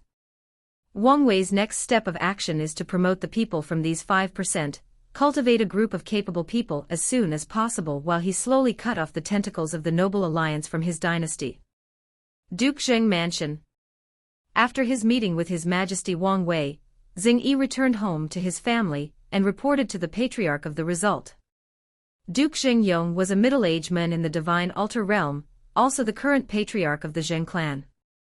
After receiving the report, he frowned and started thinking about his next course of action. It seems that this new emperor really wants to do something to our families, muttered Jing Yong. So what do we do now? The plan has backfired on us, asked Marquis Lingzan, who was sitting next to the Duke. I think it's best to follow the agreement, then let our families lay low for a while. After all, we all know that these extraterrestrial demons will eventually leave this world when their trials are over, responded Viscount Chang Lu. And I don't believe that His Majesty would dare to blatantly kill us with all the power that we have in this kingdom. The other two people nodded in agreement, then Marquis Lingzan suddenly asked, so which family are we going to sacrifice this time? Immediately, the room became silent with only the sound of breathing and slurping being heard. After taking a sip of his tea, Duke Xingyong said with a smile, it seemed that His Majesty wanted to cause infighting among our alliance and divide us using this method. What a scheming emperor! From the information I gathered, he is less than 100 years old. If only my son had half, no a quarter of his abilities. After sighing for more than 10 seconds, the Duke continued, there is no need to argue about this. We can take this opportunity to get rid of the other two Duke households. However, we cannot let this new emperor think that we are easy to bully. The next day, Wang Wei was having a meeting with many of the ministers that are under his control. He was making plans for the establishment of the new dynasty. Then, someone informed that advisor Zhao Feng asked for a meeting. After nodding, Zhao Fenf entered the room with some new information. He informed everyone how the Noble Alliance brought over all the family members of Duke Qiu and Duke Yun. They also brought many space rings with countless wealth in them. There were countless gold, silver, jade, jewelry, and land deeds to countless properties. However, what was weird was the fact that a woman flying brought these things over. Furthermore, immediately afterward, the woman destroyed a building next to the royal palace. After hearing this, the room became silent and many people started thinking. One person suddenly asked, excuse me, what does the Noble Alliance mean by this? It's a message, or to be precise, a warning, answered Li Jun with a frown on his face. Message? Warning? What kind of warning? It is to tell us that the final card of their family is actually also a supernatural realm cultivator, responded another voice. This time it was Wang Wei who explained. However, the minister who asked the question was still somewhat confused, so he continued to ask. Your Majesty, you have proven that you are way more powerful than any cultivator in the transcending mortality realm, so why would they use this method to warn us? It makes no sense. I am indeed more powerful than cultivators in that realm, however, one of my biggest flaws is the fact that I cannot fly as easily and as fast as them in the air. As long as cultivators in that realm decide to run away, I cannot guarantee that I can prevent them from doing so. And if one of these supernatural realm cultivators decided to hide, and use guerrilla tactics and randomly attack the citizens in the different cities located throughout our vast territory, there is nothing I can do about it. Immediately, the minister realized the importance of this warning. Given how these nobles do not give a damn about ordinary people, it is highly likely that they would use such a method. Yen Liling suddenly added to the conversation. The tactic of the Noble Alliance is actually quite brilliant. They used the deal we made with them to get rid of both Duke Qiu and Duke Yun household, two nobles' clans that were secretly raised by the previous ruler to balance the rising power of the three most powerful and ancient noble clan in the Eastern Rain Kingdom, the Zheng Chong and Lung clan. By doing this and handing over their wealth, they showed an act of submission to the new dynasty, while at the same time, they also sent a powerful cultivator to deliver these things as a threat and deterrent, thus securing their place and status for the future. Essentially hitting two birds with one stone. Whoever came up with this idea has quite the tactical mind and political ability. It must have been that old fox Jing Yong, answered Wang Wei with sneer on his face. From the information I gathered, this old man is the most cunning and vicious of all the nobles. However, it does not matter.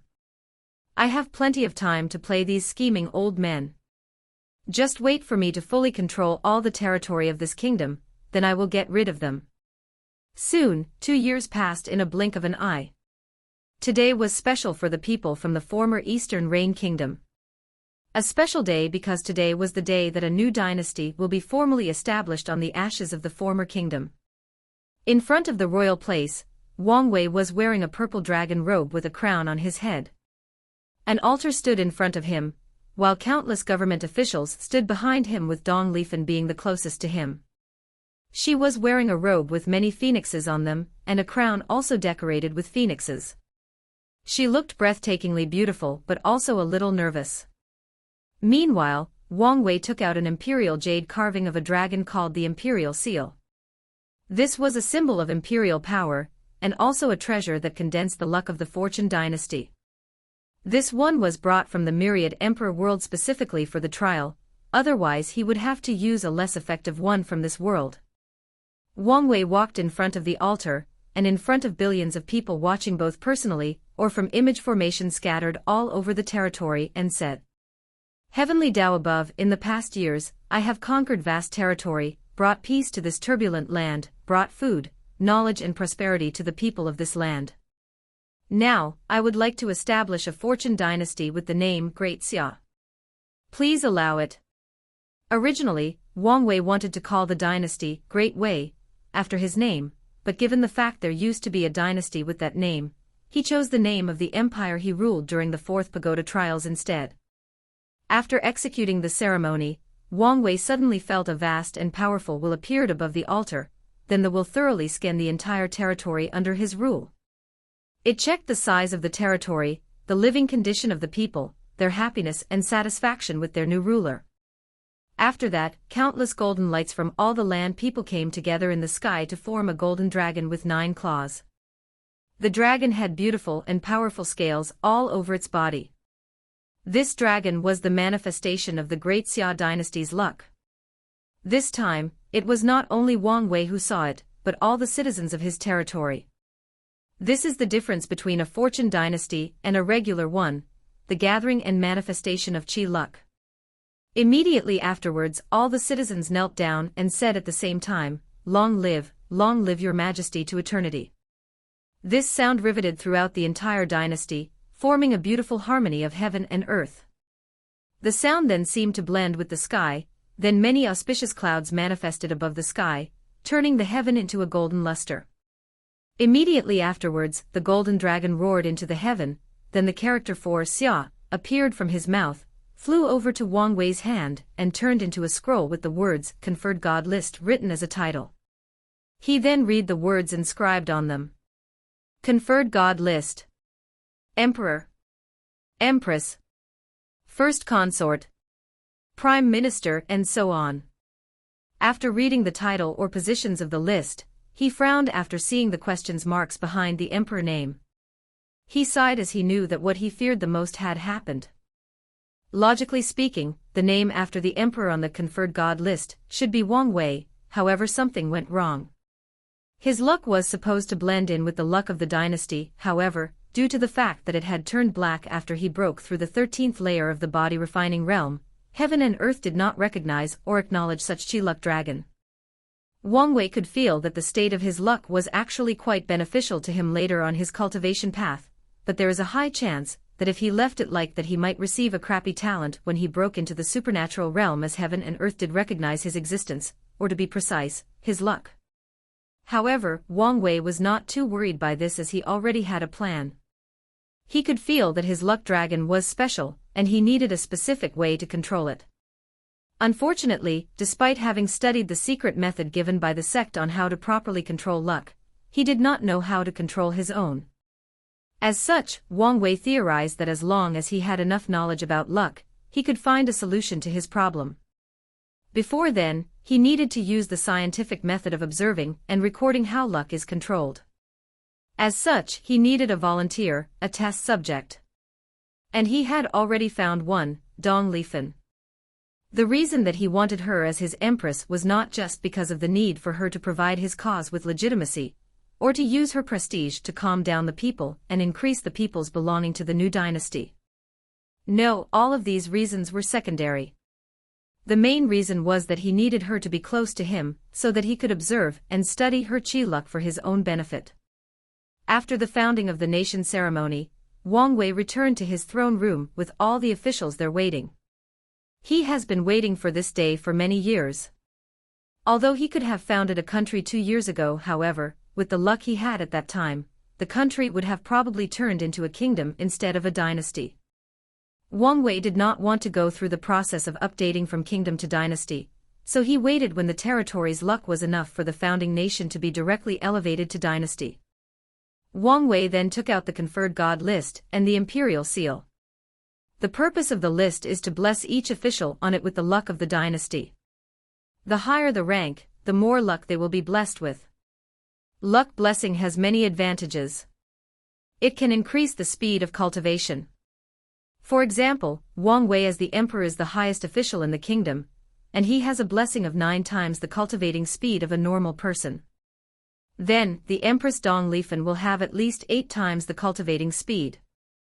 The different consort and concubines in the palace will have different levels of benefit bonus to their cultivation speed. The same rules applied to other official positions such as Prime Minister or Chancellor. Another benefit that luck provides is the increase in comprehension ability.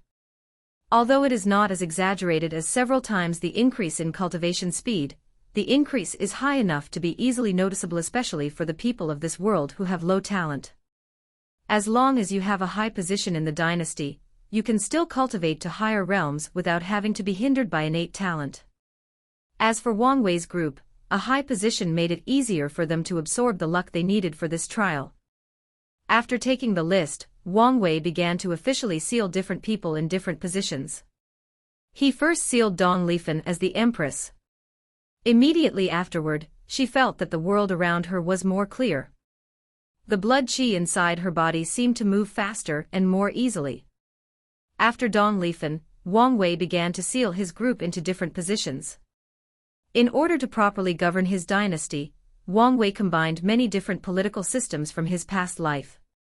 He divided all the officials into 9 grades, with grade 1 being the highest and grade 9 the lowest. Then, he created a cabinet that helped him share the burden of governing the world. In the cabinet, only officials grade 3 and above are allowed to enter. Also, there were 3 grade 1 positions in the cabinet. Yan Liling served as the chancellor, in charge of the overall political situations of the entire dynasty. Furthermore, as an alchemist, she is also responsible for the logistics of the dynasty, like taking care of the spiritual gardens, procuring new spiritual medicines, and refining pills for the entire dynasty. In fact, Yan Liling had an overwhelming amount of power in the Great Xia dynasty. If it was any other ordinary kingdom or dynasty, the emperor would never allow one person to wield so much power. Unfortunately for the 4 of them, this dynasty is nothing but a trial, and no one really cares about such things as power and control. Another grade 1 position was the Grand Commandant, which was Li Jun's official position.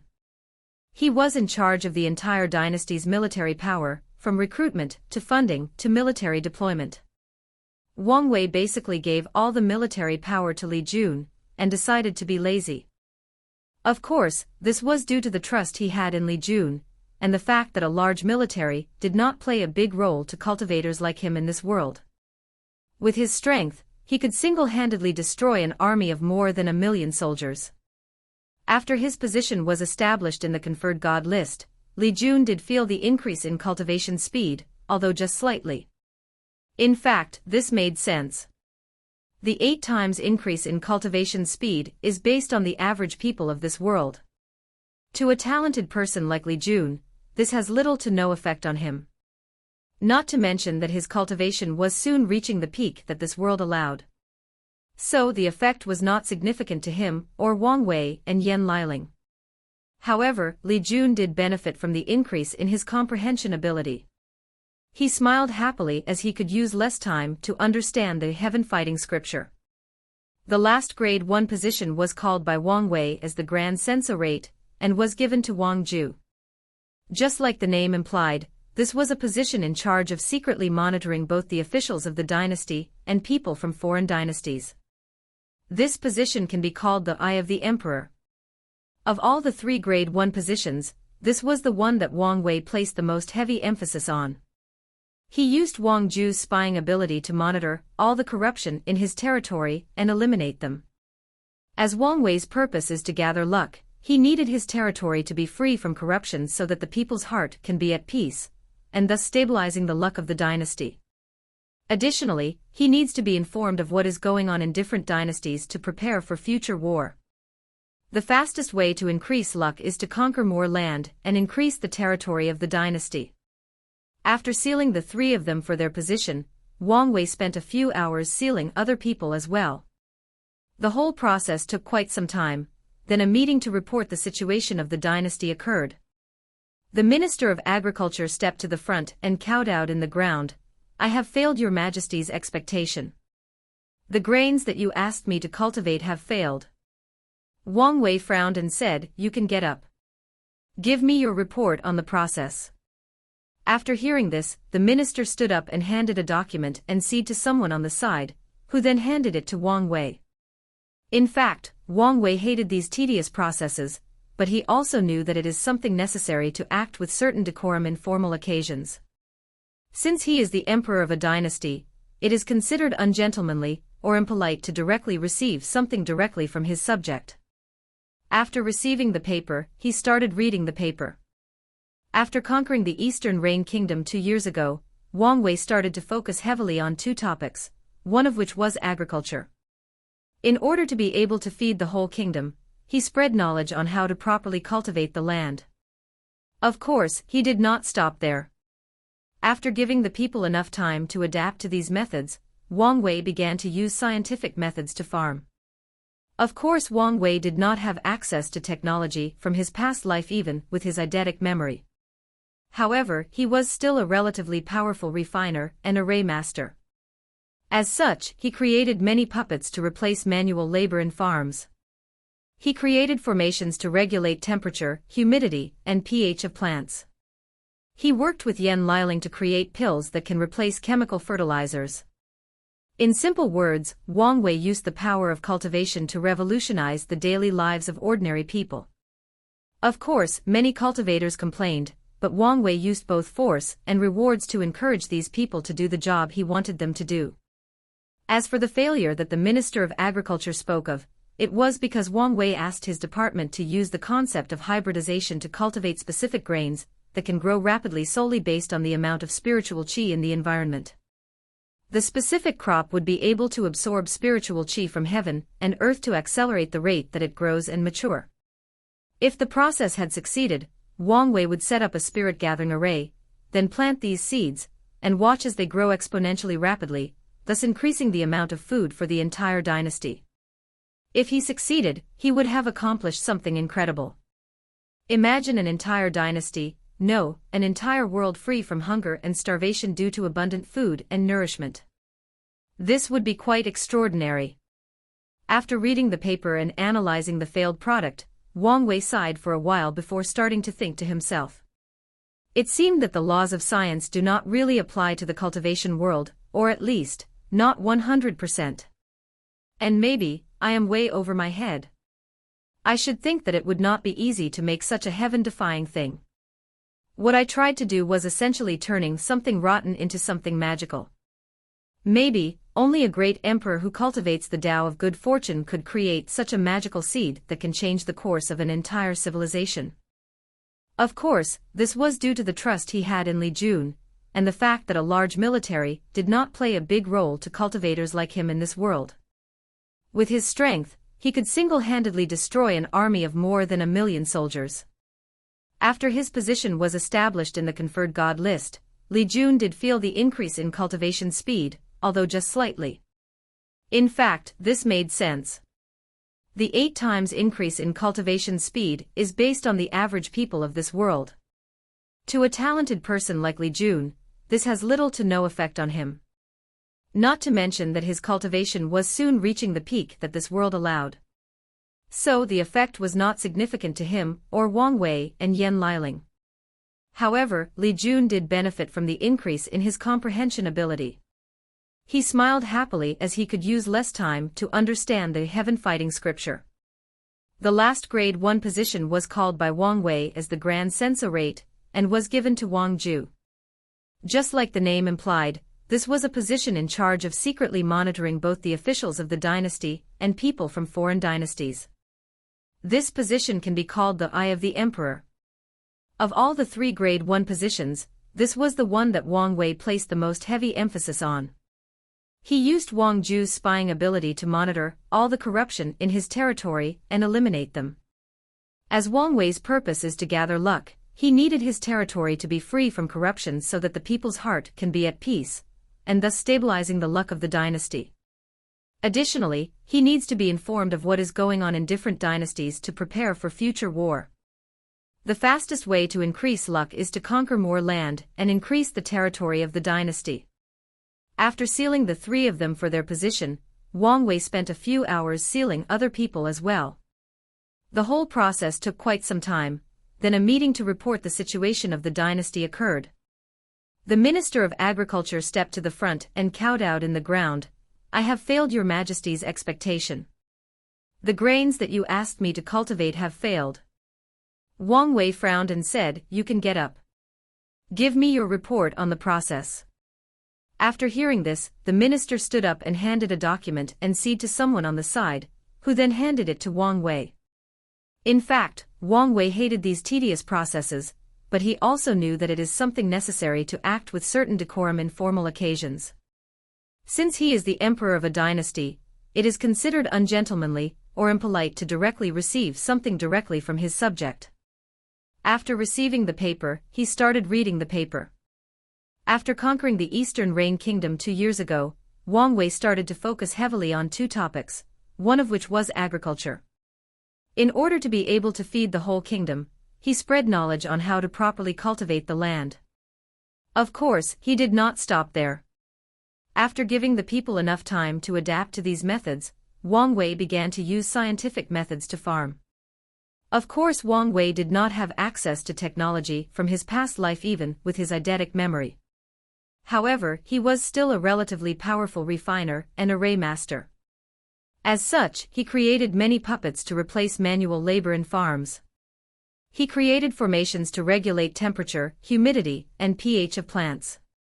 He worked with Yen Liling to create pills that can replace chemical fertilizers. In simple words, Wang Wei used the power of cultivation to revolutionize the daily lives of ordinary people. Of course, many cultivators complained, but Wang Wei used both force and rewards to encourage these people to do the job he wanted them to do. As for the failure that the Minister of Agriculture spoke of, it was because Wang Wei asked his department to use the concept of hybridization to cultivate specific grains that can grow rapidly solely based on the amount of spiritual qi in the environment. The specific crop would be able to absorb spiritual qi from heaven and earth to accelerate the rate that it grows and mature. If the process had succeeded, Wang Wei would set up a spirit-gathering array, then plant these seeds, and watch as they grow exponentially rapidly, thus increasing the amount of food for the entire dynasty. If he succeeded, he would have accomplished something incredible. Imagine an entire dynasty, no, an entire world free from hunger and starvation due to abundant food and nourishment. This would be quite extraordinary. After reading the paper and analyzing the failed product, Wang Wei sighed for a while before starting to think to himself. It seemed that the laws of science do not really apply to the cultivation world, or at least, not 100%. And maybe, I am way over my head. I should think that it would not be easy to make such a heaven-defying thing. What I tried to do was essentially turning something rotten into something magical. Maybe, only a great emperor who cultivates the Tao of good fortune could create such a magical seed that can change the course of an entire civilization. The meeting lasted for quite some time, as Wang Wei had many things to review before everyone was dismissed. However, one person remained behind to have a private conversation with Wang Wei. It was Empress Dong Lifan. Wang Wei moved his head to his side and looked at her still sitting in her phoenix throne and asked, "Do you have anything else to say to me?" Dong Lifan then stood up, bowed properly and said, "I would like to thank your Majesty for keeping his words and treating the people as well as you do." Wang Wei waved his hand and replied, "Rise. There is no need to thank me. As I said before, this is just a trial to me and doing so will benefit me greatly." "That may be true, Your Majesty," answered Dong Lifan, still in the bowing posture. "However, I have seen the information about the other kingdoms and dynasties. None of your peers spent so much time and effort on the livelihood of the people. although the lives of the common people have improved dramatically compared to the changes in our kingdom. And all of this is due to your Majesty's divine vision. Wang Wei smiled and held her up. You can rise now, and I will accept your praise. After setting her down in her throne, he suddenly asked. I've been wondering, why are you still in the body refining realm 11th layer? With your talent and cultivation resources you have access to, you should have long entered the divine sea realm. Dong Lifen, who was in the process of brewing tea for Wang Wei, suddenly paused, and a stiff smile was stuck on her face. Then she continued as if nothing ever happened. I'm just making sure that my foundation is very solid in each realm, that's all. However, the observant Wang Wei still caught onto her actions and seemed to have thought something. You are quite ambitious. Not satisfied with having a supreme foundation, and wanting to have a Tao foundation instead. Dong Lifen immediately lowered her head after hearing Wang Wei's words. Without looking him in the eyes, she rapidly served the tea, almost spilling on him. Suddenly, an idea appeared in Wang Wei's mind.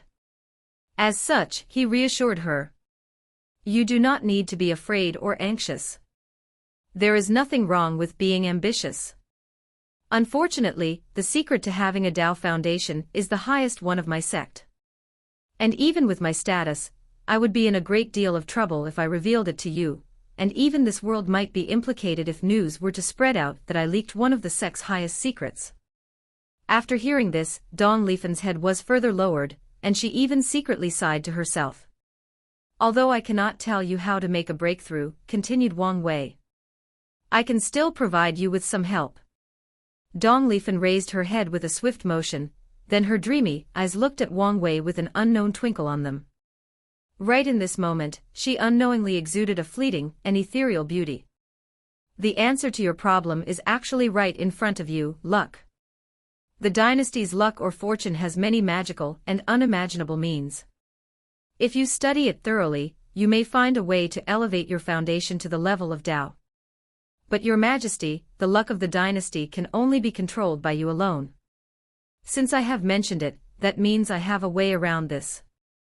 When I'm not busy, you can come find me, and I will use the imperial seal to allow you control over the dynasty's luck. I'll even provide you with my experience in breaking through the body refining 12th layer. Dong Lifen wanted to immediately object. Control of a dynasty's luck is the symbol of an emperor, it is proof of their status and power. How could she use such a thing? Even if she wanted to, the ministers of the court would never allow it. They would instantly accuse her of having the idea of revolt, and ask that she be deposed of her status immediately. Maybe even worse, they might ask that she be executed for treason. Dong Lifen was well aware that many ministers of the court did not like her or approved of her, especially given the fact that she was the remains of the last dynasty. Many people have already complained and asked His Majesty to reduce her status to consorts. Fortunately for her, His Majesty did not care about these people, and always ignored him, otherwise her status would be greatly affected. Dong Lifen looked at the calm Wang Wei and realized that he was different from other emperors, and he had secretly been protecting her. She blushed slightly and with a look of determination, bowed once again and said, "Then, I will gladly accept your Majesty's favor and grace." Afterwards, the two of them chatted over tea before Dong Lifen left towards her own palace with steady strides and a wide smile. Wang Wei watched the Empress leaving, and a gleam of light flashed deep into his jeweled gray eyes. It seemed that there was no need for me to find a way for her to be interested in studying luck. After all, there is no greater motivation than the desire for self-improvement, muttered Wang Wei with a cunning smile on his face. Then he headed to his cultivation room. Meanwhile, after the meeting, both Li Jun and Yan Liling exited the palace together. They looked at the moonlight enveloping the entire capital. Unfortunately, the brightness of the moon was overshadowed by the beautifully lit city. As Li Jun walked and chatted with Yan Liling, he observed how many houses had lamps that illuminate the night. However, the lamps did not have fire burning in them, but exuded powerful lights that can be seen from far distances. Suddenly, Li Jun looked at Yan Liling and said, "I suddenly had the urge to visit Rainbow City." "So late at night?" "Well, it won't take long anyway." Okay. Let's go. After the two of them agreed, they walked to a corner of a lighted street and waved their hands. Soon, a carriage came and stopped in front of them, and the driver said, "Young master and miss, did you call for a flying horse carriage?" The two of them nodded and entered the carriage and said to the driver through a glass window, "Drop us at the Dragon Launch Station." "No problem," responded the driver. Then he pressed a button. Immediately afterwards, countless runes lit up on the carriage. The driver placed both hands on a circular wooden barrel top and steered the carriage. The carriage, who was in fact driven by a wooden horse that had 4 wheels for legs, started to move forward rapidly on a street large enough for more than 10 carriages to pass through. Despite this, though, each carriage followed a single line and ran behind each other without trying to surpass each other. A few minutes on the road, the driver suddenly said to the both of them, "I cannot believe that your Majesty created such a magical carriage for the common people. Now, traveling has become so easy." "It is indeed a brilliant invention," responded Li Jun. "I heard the original name was a CA car. I wonder if it's true." "It's true, however, the officials of the court argue that the people would be intimidated by the new and unrecognizable name, and it is better to use something more familiar. As such, the name flying horse carriage was used. Well, personally, I think the current name is quite pleasing." The driver seemed not surprised that these two passengers had access to sensitive information such as this. The reason for that is the fact that the driver had already guessed that these two people had a powerful background based on the clothes they were wearing. As a person who has been driving a carriage for quite some time now, he has learned to identify customers with prestigious and noble backgrounds based on their clothes and demeanor. Seeing that these customers were actually quite amiable, the driver continued to chat with them. "I have been living in the capital for many years, and have experienced many things in my life. But I have never seen a place change as much as the capital did in the past 2 years. You cannot find any dirt or filth in the entire city, there are no beggars lying everywhere, everyone has proper clothes to wear. And more importantly are those new immortal lamps that can light up by themselves without fire. I can tell you my wife was the happiest when our family bought our first immortal lamp. I only had to save for a month to be able to afford it. You can imagine my surprise when I heard that such a heavenly thing actually cost so little. At first, I thought this was some kind of scam. However, when my neighbor bought his first immortal lamp and told me that the price was actually real, I was so happy that I went to buy a statue of your Majesty to pray for blessing for him." The driver sighed and looked a little distracted for a brief moment before regaining his bearing. "I know that the law of the dynasty does not allow people to pray to His Majesty, but I couldn't help myself. And after I bought the immortal lamp, my son was also very happy. He no longer had to squint in the candle light when studying." Both Wang Wei and Yan Liling looked at the driver that seemed to want to release himself by talking to someone, and they sighed. This realized how much of an impact their big brother has on this world and the amount of changes he brought to the people. This driver is just among the billions of people whose lives that their big brother has changed over the past 2 years. After a brief pause of reminiscing, the driver did not stop talking and continued on. "Don't get me started on the sage book that the school provided to my son. Not only was the school free to attend, they even provided the student with an immortal artifact like this. I heard my son say that his teacher was talking to him directly through the book. So how does this thing work anyway? It's not actually talking to him, but placing him in an illusion." "Illusion?" "Yes," answered Yan Liling. "The sage book has an illusion array carved on it that places the students into a powerful illusion where they can review their teacher's lecture and knowledge. With this illusion, the students can have knowledge directly placed inside their minds, thus skipping the process of memorizing things. They can also have access to every teacher's lecture anywhere and anytime." "Big brother. I mean His Majesty created this method to be able to quickly train officials for the dynasty." Of course, Yan Liling only briefly summarized the purpose of this book, and did not mention many of the revolutionary ideas in them. For example, while in the illusion, the people will enter a state of deep focus in which their spirits will be enhanced to the extreme, thus dramatically increasing the learning abilities of each student. In order not to be affected, each school is required to properly feed each student, as thus intense focus can have a negative effect on the body. In order to create this origin artifact, her big brother had to study illusion with Su AI for months. As a person knowledgeable in ruins, Yen Liling had to marvel at such innovative use of runes and refining. The driver listened attentively and nodded. "Although I don't understand what you are saying," said the driver, "I'm still happy that His Majesty created such an immortal artifact." Suddenly, Yen Liling frowned and asked, "Shouldn't you know some of these things? According to the law, each driver of the flying horse carriage needs to be illiterate and pass a test to be able to publicly steer one." The driver smiled with embarrassment and hurriedly answered, "I did not go to school to learn, but my son taught me how to read, and I passed the test. This is my permit." After saying this, the driver took out a paper from his steering department and showed it to Yen Liling through the glass window that separated them. After checking the permit, Yen Liling nodded and said, "It seemed to be a legal one. You must be very intelligent to be able to learn reading on your own." The driver blushed a little after hearing the compliment and responded, "At that time, I was still working hard with a normal chariot to save enough money to buy the horse-flying one. I could tell at one glance that this new carriage was going to be the standard from now on, so I wanted to be one of the first people to get one. However, I would have wasted a lot of time if I had to go to school every day to learn, so I just asked my son to teach me in person. Thanks to heaven, no, thanks to His Majesty's blessing, I was able to pass the test and get my license." Both Li Jun and Yen Liling nodded and continued chatting throughout the rest of the journey. A few minutes later, the two of them arrived at their destination, paid the driver and secretly gave him a very handsome red envelope. After the two of them left, the driver muttered to himself, "My wife would never believe that such a fairy-like sister actually commented on how smart I am. That old woman never appreciated my wisdom. Hey, I should have listened to my son and bought one of those magical flutes that put other people's voices on them. What was it called again?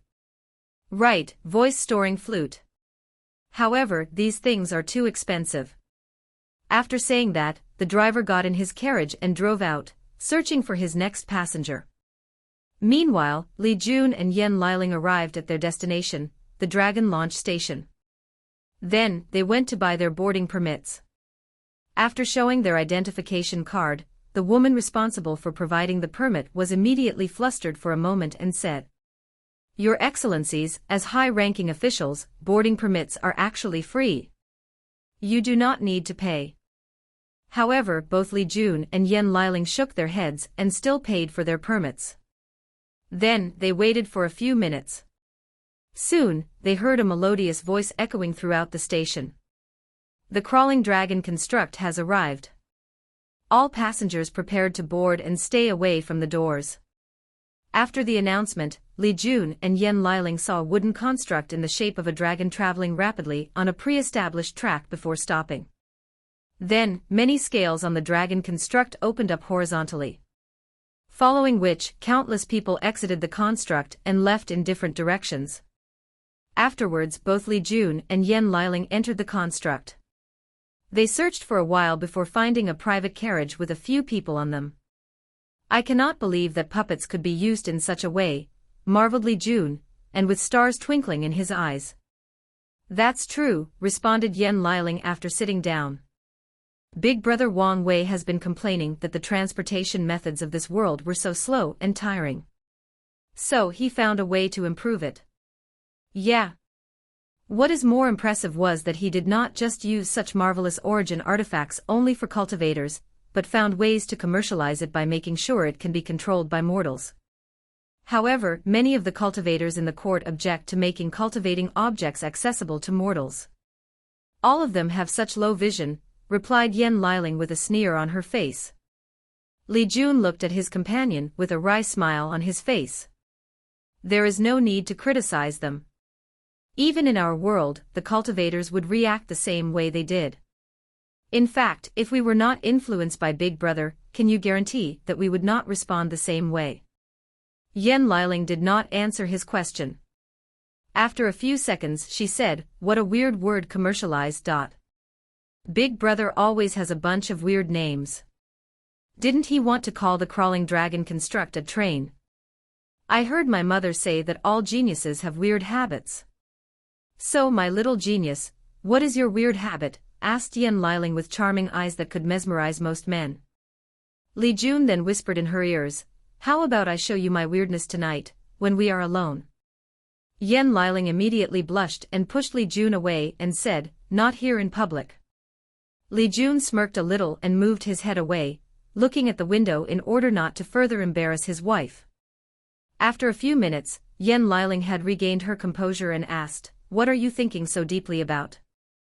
I'm thinking whether the human emperor was as good as Big Brother Wang Wei. After hearing this, Yen Liling also had a pensive look on her face. Who is the human emperor you are talking about? Said a sudden melodious voice while the two of them were thinking. They both turned their voice in the direction of the voice. There they saw a beautiful young girl looking at them. The beautiful girl was dressed with a refined hanfu, she had a very calm temperament, and eyes full of vicissitudes that contradicted her youthful face. Yen Liling took a good look at her before saying, are you the Empress Master? You see you. The beautiful girl then sat next to the two of them after an invitation. Looking at your face, you must have broken through the divine altar realm, said Yen Liling with a smile. You see you bowed and said, thank you, Miss Yen Liling for the pills you provided. No problem. As long as you work hard for the Big Brother, you will always be rewarded. So, what are you doing here? After hearing Yen Liling's question, Yu sighed and answered, after my breakthrough about a month ago, I exited my seclusion to find the capital. No, the entire kingdom has changed dramatically. So, I decided to travel around to get acquainted with the changes that have occurred. Today, I decided to spend the whole day traveling to different parts of the dynasty through the crawling dragon construct, when I overheard your conversations just now. So that's how it is. I'm still very curious about your world, especially this human emperor you just mentioned. If you don't mind, could you please tell me about him? Both Li Jun and Yen Liling looked at each other for a brief moment. Noticing this, Yu quickly said, if this is some sort of secret, you do not have to say anything. No, it's not like that, answered Li Jun. We were just a little surprised by the sudden question. As for the human emperor, he was a legendary character from our world. After taking a brief moment of recollection, Yen Liling began to explain the origin and story of the human emperor. You should have learned about the differences of worlds from the Empress, right? Asked Yen Liling. Yes, Funa has explained to me the differences between Lower Thousands world and Greater Thousands worlds. She even mentioned the fact that the world you guys came from is a heavenward world, which is a world that can give birth to a great emperor, answered Yu with a look of envy and yearning in her eyes. Well, as one of the highest levels of worlds in the endless void, you can imagine how long its history stood, continued Yen Liling. In order to properly study it, the cultivators in our world have divided our history into different eras, 9 to be precise. First there was the chaotic era.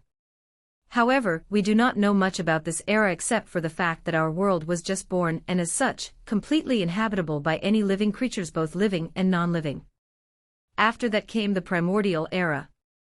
In that time, heavenly Tao was completed and living beings came to our world. In current time, all we know is the fact that this era was inhabited by many fierce innate life forms such as primordial gods, dragons and phoenixes.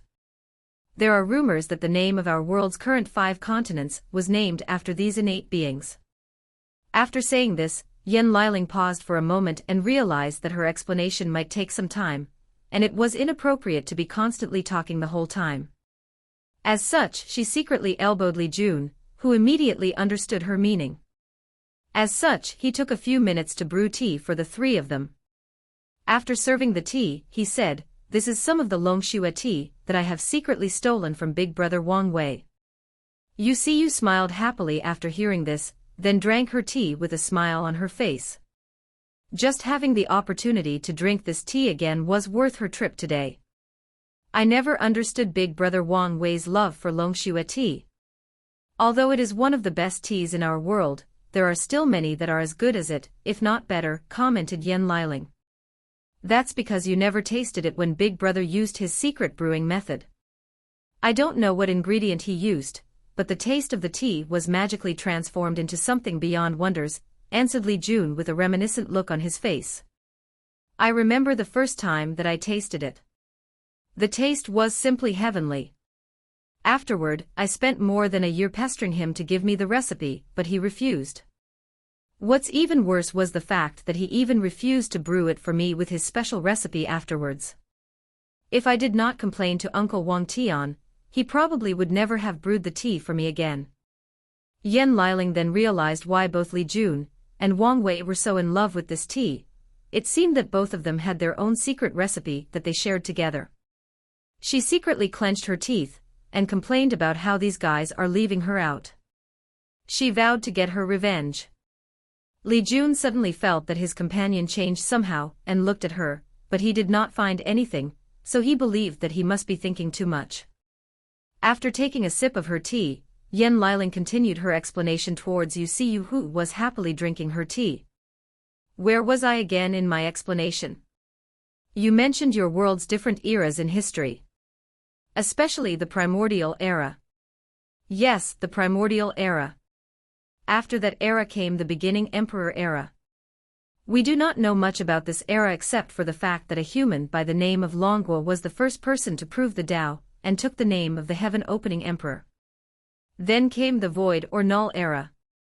In fact, in our current era, nothing is actually known about this era, hence the name.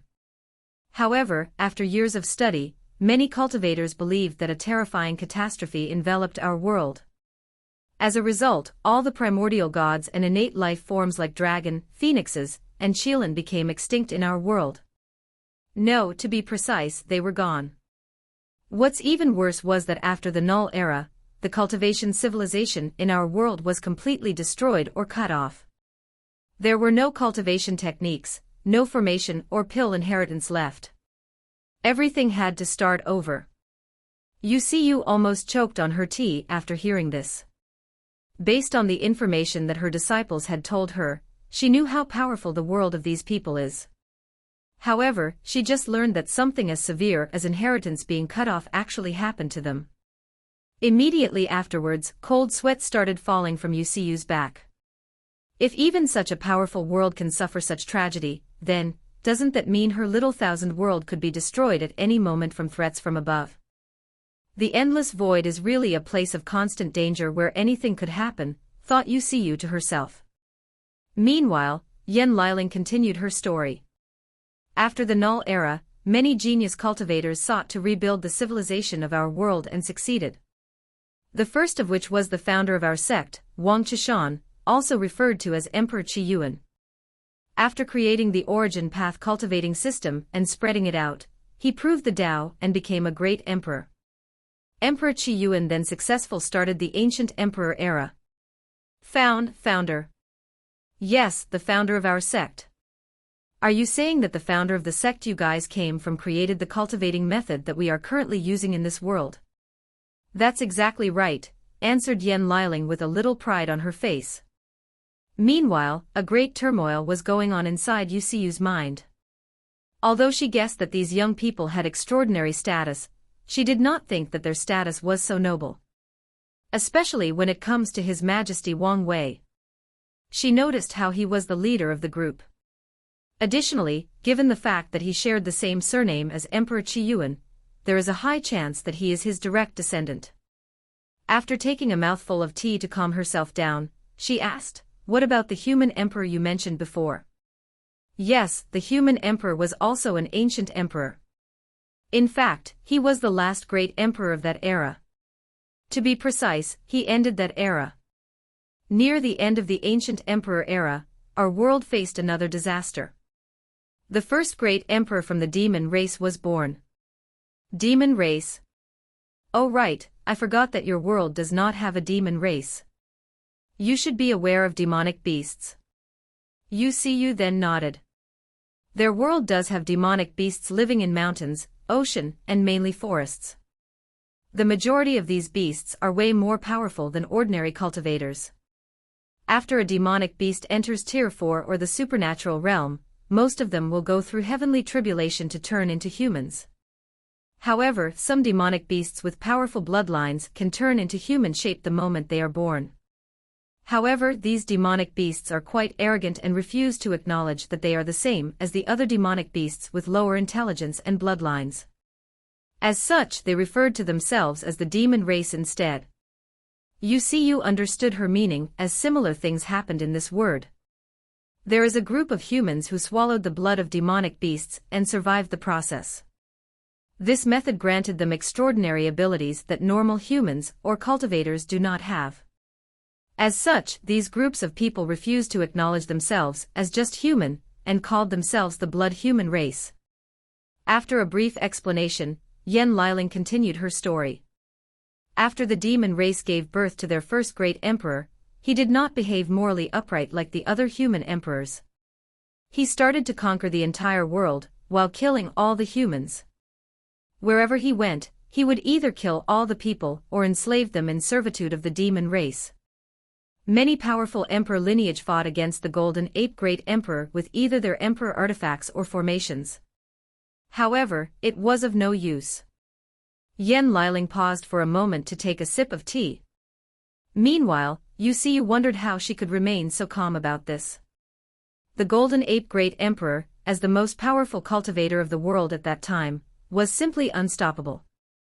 Any people who attacked him would either be killed or suppressed.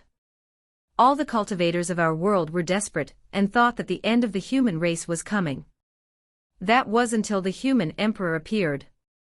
His origins were unknown and mysterious. However, he came up with a brilliant idea. The idea was to create a fortune dynasty and gather the luck of the entire human race to be able to fight the Golden Ape Emperor. You had a weird look on her face.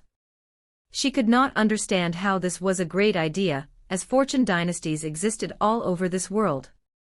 You might think that this is just a common idea, explained Yen Liling with a smile on her face.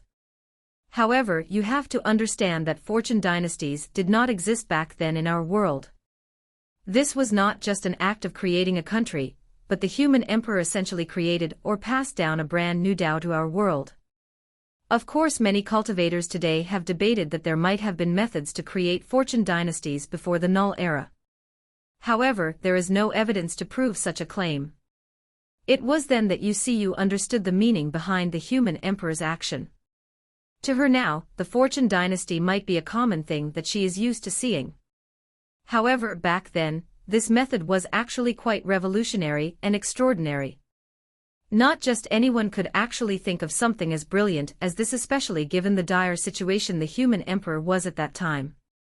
Not to mention that given the connection her world has to the myriad emperor word, there is a high chance that the method of creating a fortune dynasty also originated from there. Yen Liling looked at you and realized that she understood the significance of the human emperor's plan back then. She nodded and continued her explanation of their world's history. After the human emperor came up with this idea, many powerful cultivators and sects agreed with him. They worked together to create the first and only unified dynasty of our world, the Great Qin dynasty. The human emperor was voted as the ruler of such a powerful dynasty after many negotiations among the cultivators of the world. With the power of luck of the entire human race, the human emperor was able to fight head-on with the Golden Ape Great Emperor despite being in the supreme realm. Or at the very least, he could keep him from interfering in ordinary people's battle. This human emperor sounded like a great cultivator. So what happened with the war between the two races? Asked you with intrigue. Without the Golden Ape Emperor's intervention, the human army fought a harsh and terrible war with the demon race. After countless millennia, the human race was victorious. The territory of the human race covered the entire myriad emperor world, all 5 continents were then conquered. This was an unprecedented feat never done before, even to this day. This time you nodded calmly. However, she was not that impressed given the fact that their entire world was conquered many times by powerful dynasties. Although these dynasties did not last long, they still accomplished a great deed that left their names engraved in the annals of history. Yen Liling noticed Yu's lack of awe at such an amazing feat, and could guess the reason. It seems you do not understand the meaning of such a thing, so let me further explain. Do you think that your world is big? Yu then nodded. She knew how big her world was. With her previous cultivation level, it would take her years to travel all over it. Even with her current realm, she would have to spend months traveling non-stop at full speed to be able to travel throughout the entire world. After saying her nods her head, Yen Liling then continued. Well, I can honestly tell you that your entire world is probably the size of about 5 to 10 domains in our world. And each of the 5 continents have 3,000 domains. And some domains are actually huge in size. For example, the Heavenspan domain that our Dao opening sect is located in is probably a few times larger than this world. Yu looked at Yen Liling with her mouth wide open. She could not fathom how vast their world actually was. Not to mention the fact their world was actually one of the many heaven-will world existing in the endless void. Yu sighed and realized how insignificant she was in the grand scheme of the universe.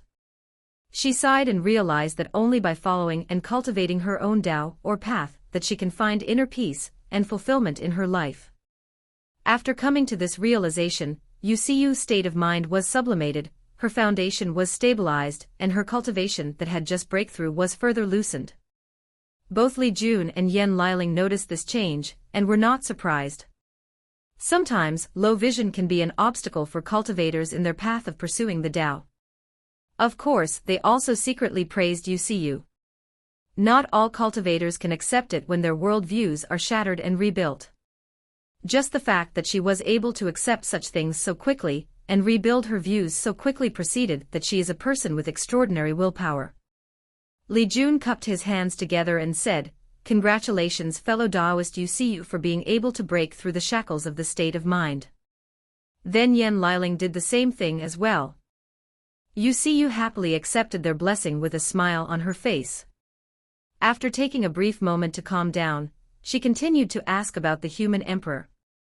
After the great Qin dynasty conquered the world, the human emperor had enough luck to be able to fight equally against the golden ape emperor instead of just barely defending.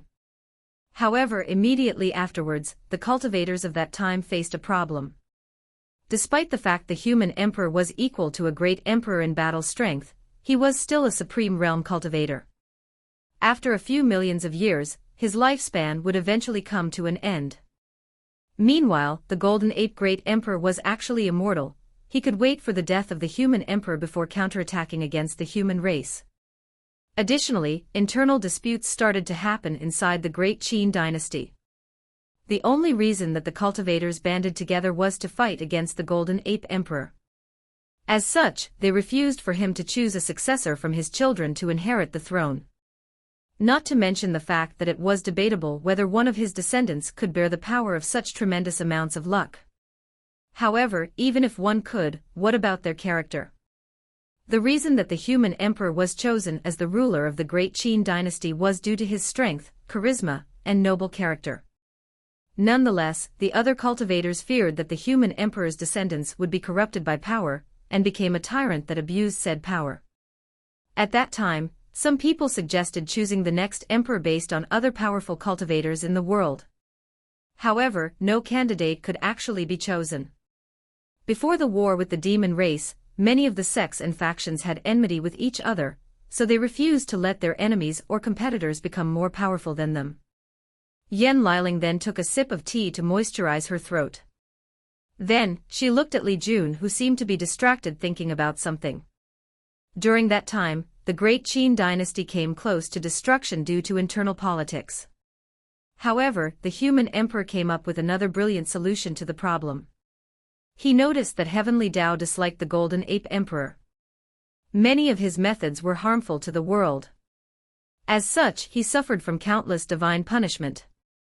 However, the golden ape emperor was too strong and simply ignored the punishment. Based on this fact, the human emperor decided to use the entire human's chi luck as a medium to sacrifice to Heavenly Dao to create a heaven will.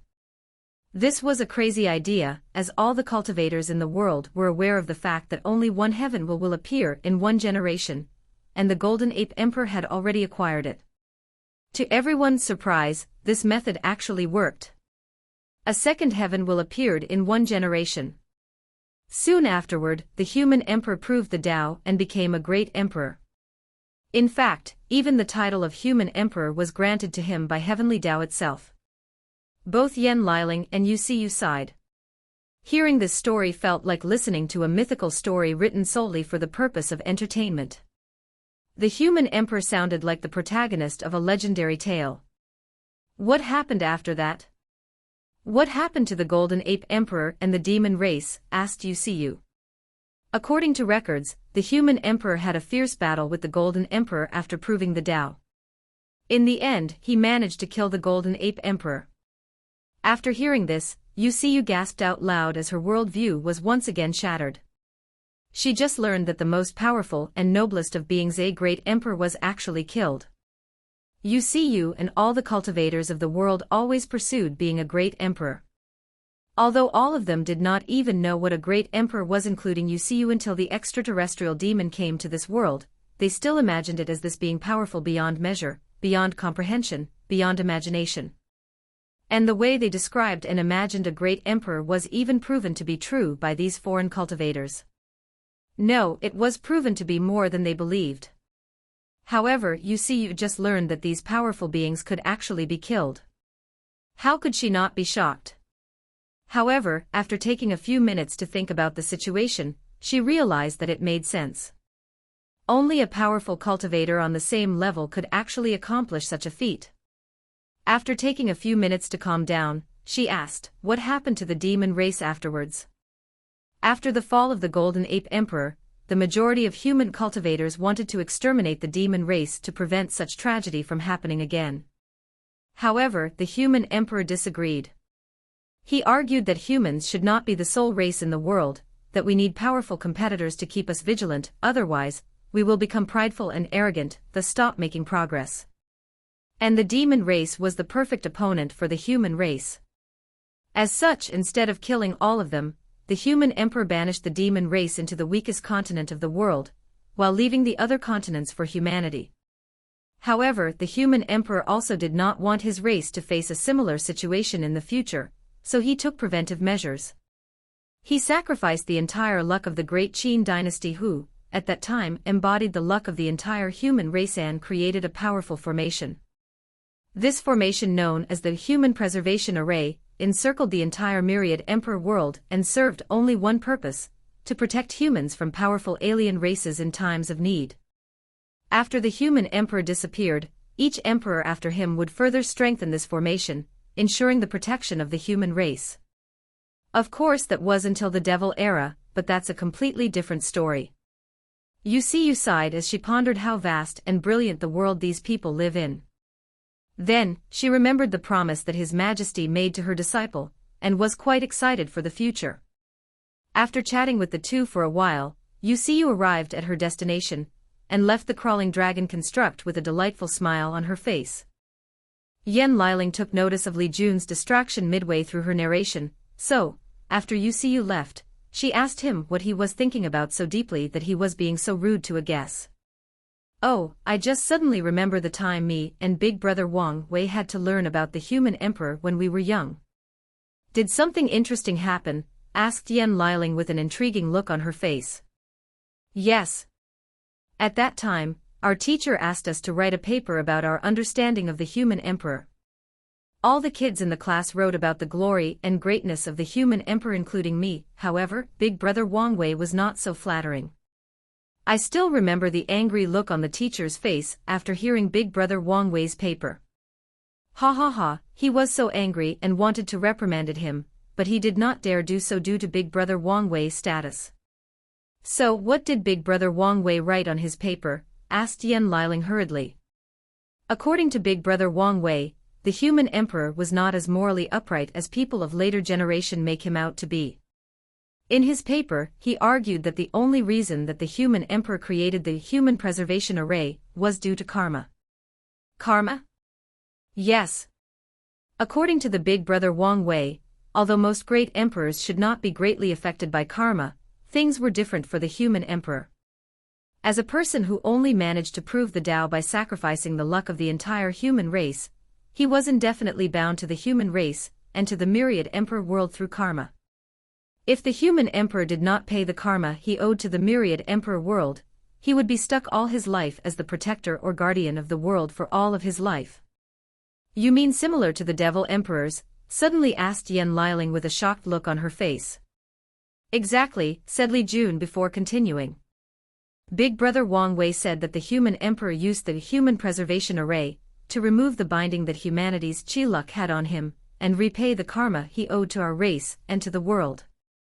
He even went as far as arguing that the reason that the human emperor did not want to exterminate the demon race was not because of the reason he argued, or at least, not the main reason. The real reason was that he needed a good reason to use humanity's chi luck to create the human preservation array. Yan Liling was more surprised by the article written by Wang Wei. However, the more she thought about it, the more reasonable she found it. After pondering for a while, she asked. It made sense given the fact that even his title was granted to him by heavenly Tao itself. He is the only great emperor to have such an honor. However, why did Big Brother Wang Wei dislike the human emperor so much? It's not that he disliked him, more like he was wary of him for some reasons. I remember that Big Brother was somewhat shocked when he learned that the human emperor chose the name Qin for the first dynasty. During that time, he was obsessed with finding out the origin of the human emperor. He spent a lot of time in the sect's Tibetan scripture pavilion searching for information about the human emperor. Yan Liling nodded and did not think too much about it. She knew that Wang Wei sometimes behaves weirdly. And just like Li Jun, she also knew that some geniuses have weird quirks compared to other people. Suddenly she asked, wait, from what I know, Big Brother Wang Wei was proven to be a genius at a very young age, so why was he in the same class as other children of the sect? Shouldn't he be studying by himself, or asking a tutor to teach him personally? Oh, that was because Aunt Yen did not want Big Brother to become cold and arrogant. As such, he forced him to attend the sect lessons together with the other children of different branches. Yan Liling nodded, then the two of them started talking about different topics, then they suddenly heard a voice. Attention to all passengers, the next stop Rainbow City will arrive in about 30 breaths. Please prepare to descend the crawling dragon construct. After the voice repeated itself 3 times, it stopped. Immediately afterward, both Li Jun and Yan Liling got up and walked to the closest scale of the construct and waited. Meanwhile, they overheard a conversation between a couple next to them. Why didn't you buy a permit for the soaring phoenix construct instead? Asked the woman. Honey, competition has been fierce these days at work, and I could not afford a noble permit for the soaring phoenix construct, responded the man. What about the merchant permit? I tried to buy one, but all the seats were already bought. And I knew that you did not like to travel in the common aisle, so I could only do the next best thing, and travel through land in the crawling dragon construct. After hearing her husband's explanation, the woman snorted at him, and decided to ignore him for a while. Meanwhile, the man smiled wryly while scratching the back of his head. After a few breaths, the construct stopped and the designated scales opened. Both Li Jun and Yan Liling smiled at the couple's conversation, and descended while holding arms with each other. After leaving the launching station, Li Jun looked at the brightly lit city in front of him, and at the station behind him, he sighed and said, I'm going to miss all these new inventions when we return home. Well, you don't have to worry about transportation since we have teleportation formations back in our world. You can go anywhere instantly, replied Yan Liling. Do you think it is the same experience riding a crawling dragon construct and teleporting instantly? Yan Liling did not say a word. Furthermore, you should understand that our daily life has been fundamentally changed and improved by Big Brother. It is not the same thing back in our world. After being silent for a brief moment, Yan Liling then answered. Didn't Big Brother Wang Wei promise to bring back all these changes to the domains controlled by our sect? Yes, that's true. But I have a feeling that things will simply not be the same. You do not need to worry too much about such a thing, replied Yan Liling. After all, we are cultivators. Only by being in tune with nature, with heaven and earth, with the Tao can we walk further in our path. Li Jun pondered her words, then nodded in agreement. Afterwards, the two of them went on a date throughout this beautiful city known for its wonderful sceneries. Meanwhile, back in the palace, after the meeting, Wang Wei entered his cultivation room and activated all the formations. He sat cross-legged and started cultivating. On his divine altar, 365 divine veins could be seen perfectly carved. This means that Wang Wei had reached the peak of the divine altar realm, and was only one step from breaking into the supernatural realm. Wang Wei looked at the divine veins on his altar and started thinking. As a person who cultivated an emperor's scripture, he cultivated a Tao foundation. To be precise, with the help of the origin path scripture, he cultivated the perfect Tao foundation. From the information he has read back in the sect, all the other techniques that cultivated the Tao foundation are not perfect. After carving the 365th divine vein, a crack will appear on the cultivator's divine altar. Many emperor lineage will have ways to fix the crack, but even after fixing it, it will still leave some marks no matter how small it may be. This symbolized the fact that nothing under heaven and earth is perfect except maybe heaven itself. The only people that can achieve perfection are the ones blessed by heavenly Tao, hence the reason that the origin path scripture allowed cultivators to achieve perfection. This was a reward by heavenly Tao to Emperor Qi Yuan when he spread the method of cultivation to the world. This was one of the merits granted to him. Despite this, not all cultivators can actually achieve a perfect Tao foundation after cultivating the origin oath scripture. Certain talents are needed for that. According to what Wang Wei knows, in the past few generations, only him, his father and great elder Yan Mei managed to cultivate a perfect Tao foundation. Even his grandfather failed to accomplish such a thing. As for Wang Wei, he was not satisfied with just having a perfect Tao foundation, and wanted something more, something better. And he succeeded when he broke through the 13th layer of the body refining realm, and had an ever-expanding divine sea. As such, he called his foundation Transcendent Perfection or Transcendent Tao Foundation. Now that he had entered the peak of the divine altar realm, he began to ponder how to achieve such transcendence. Since he did not have a precedent to follow, Wang Wei had to create his own way. After many years of contemplating, he found a method and decided to try it now. More importantly, he had a hunch that he would succeed. After contemplating for many years, Wang Wei decided to engrave divine veins not just into his divine altar, but also into his soul. If he succeeded, his control over spiritual qi would reach an unimaginable level, and he could also guess that there would be further benefit when he entered the primordial spirit realm.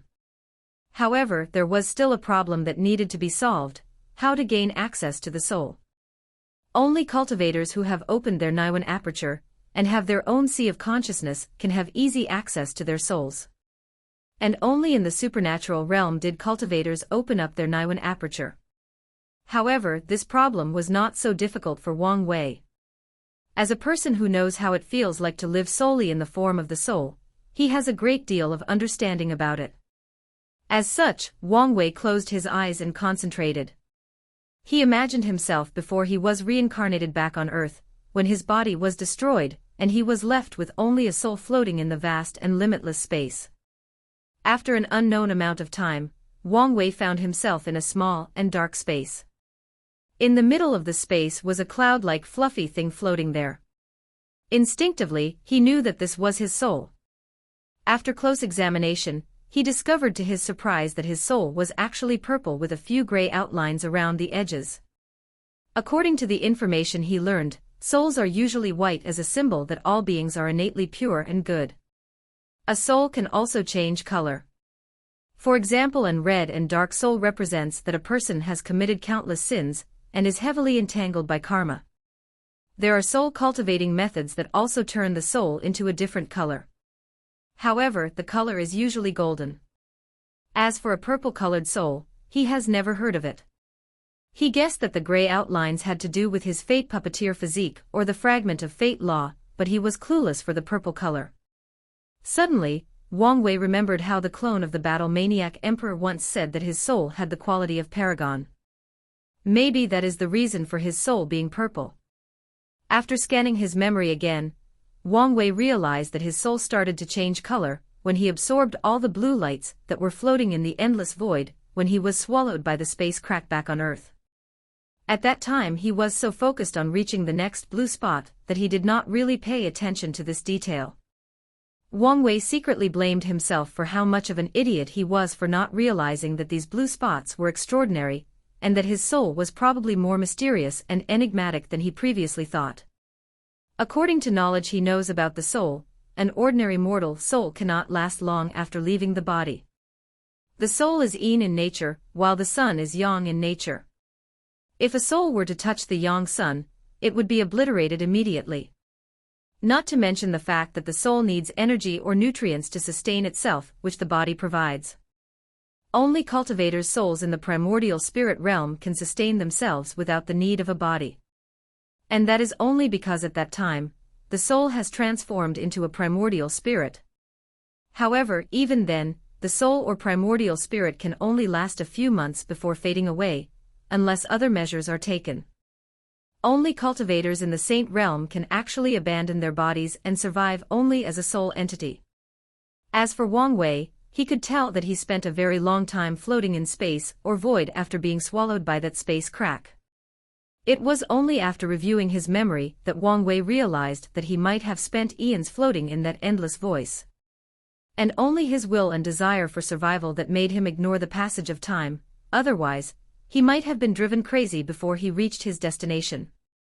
And those blue spots not only provided Wang Wei's soul with a terrible amount of lifespan, but also strength to be able to exist in such a terrible environment for such an extended period of time. And it seems that the blue spots also provided his soul with an incomparable quantity and quality. After pondering these things, Wang Wei suddenly stopped as he noticed something odd or different about his soul. So he went back to his memories again and checked right before he entered the bright light, right before he reincarnated in the myriad emperor world.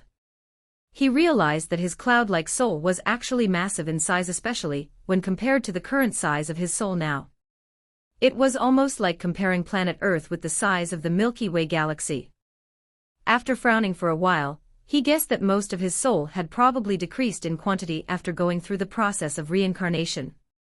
Or even better, this might be the reason that he kept the memories from his past life.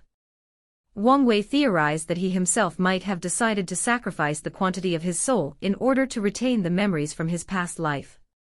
Unfortunately, he could not remember anything after entering the bright light. Well, luckily, my soul's quality still remained, thought Wang Wei after sighing for a while at his tremendous luck. In fact, Wang Wei was not that sad about this loss despite what he said. There is a clear correlation between the soul and the body. As strong as one is, the other has to be strong enough to bear the other. If Wang Wei was born with such a powerful soul, his body would not be able to bear it and cause him a great deal of trouble. Of course, his soul would slowly strengthen his body until he can actually carry it, just like a strong body will strengthen the soul. However, in the process, Wang Wei would probably be quite miserable. With such a powerful soul, his body and mind would not be able to function properly, and he would be labeled as intellectually disabled. And with how strong his soul was, it would have taken thousands upon thousands of years to strengthen his body to the level that he could function properly. And that's just a mild estimate. After taking a deep breath to calm himself down, Wang Wei began the process he needed to do in the first place. With a sudden thought, he began to engrave divine veins on his soul, just like he did on his divine altar. Of course he did not inscribe random veins on his soul. No, as he was aware of the fact that divine veins will in fact be combined together into origin pattern on the ancient lamps in the supernatural realm, he organized his soul divine veins to perfectly fit or connect with the ones in his divine altar. After engraving another 355 veins on his soul, Wang Wei stopped as he realized that any further one served no benefit to him, and would be just a waste of time.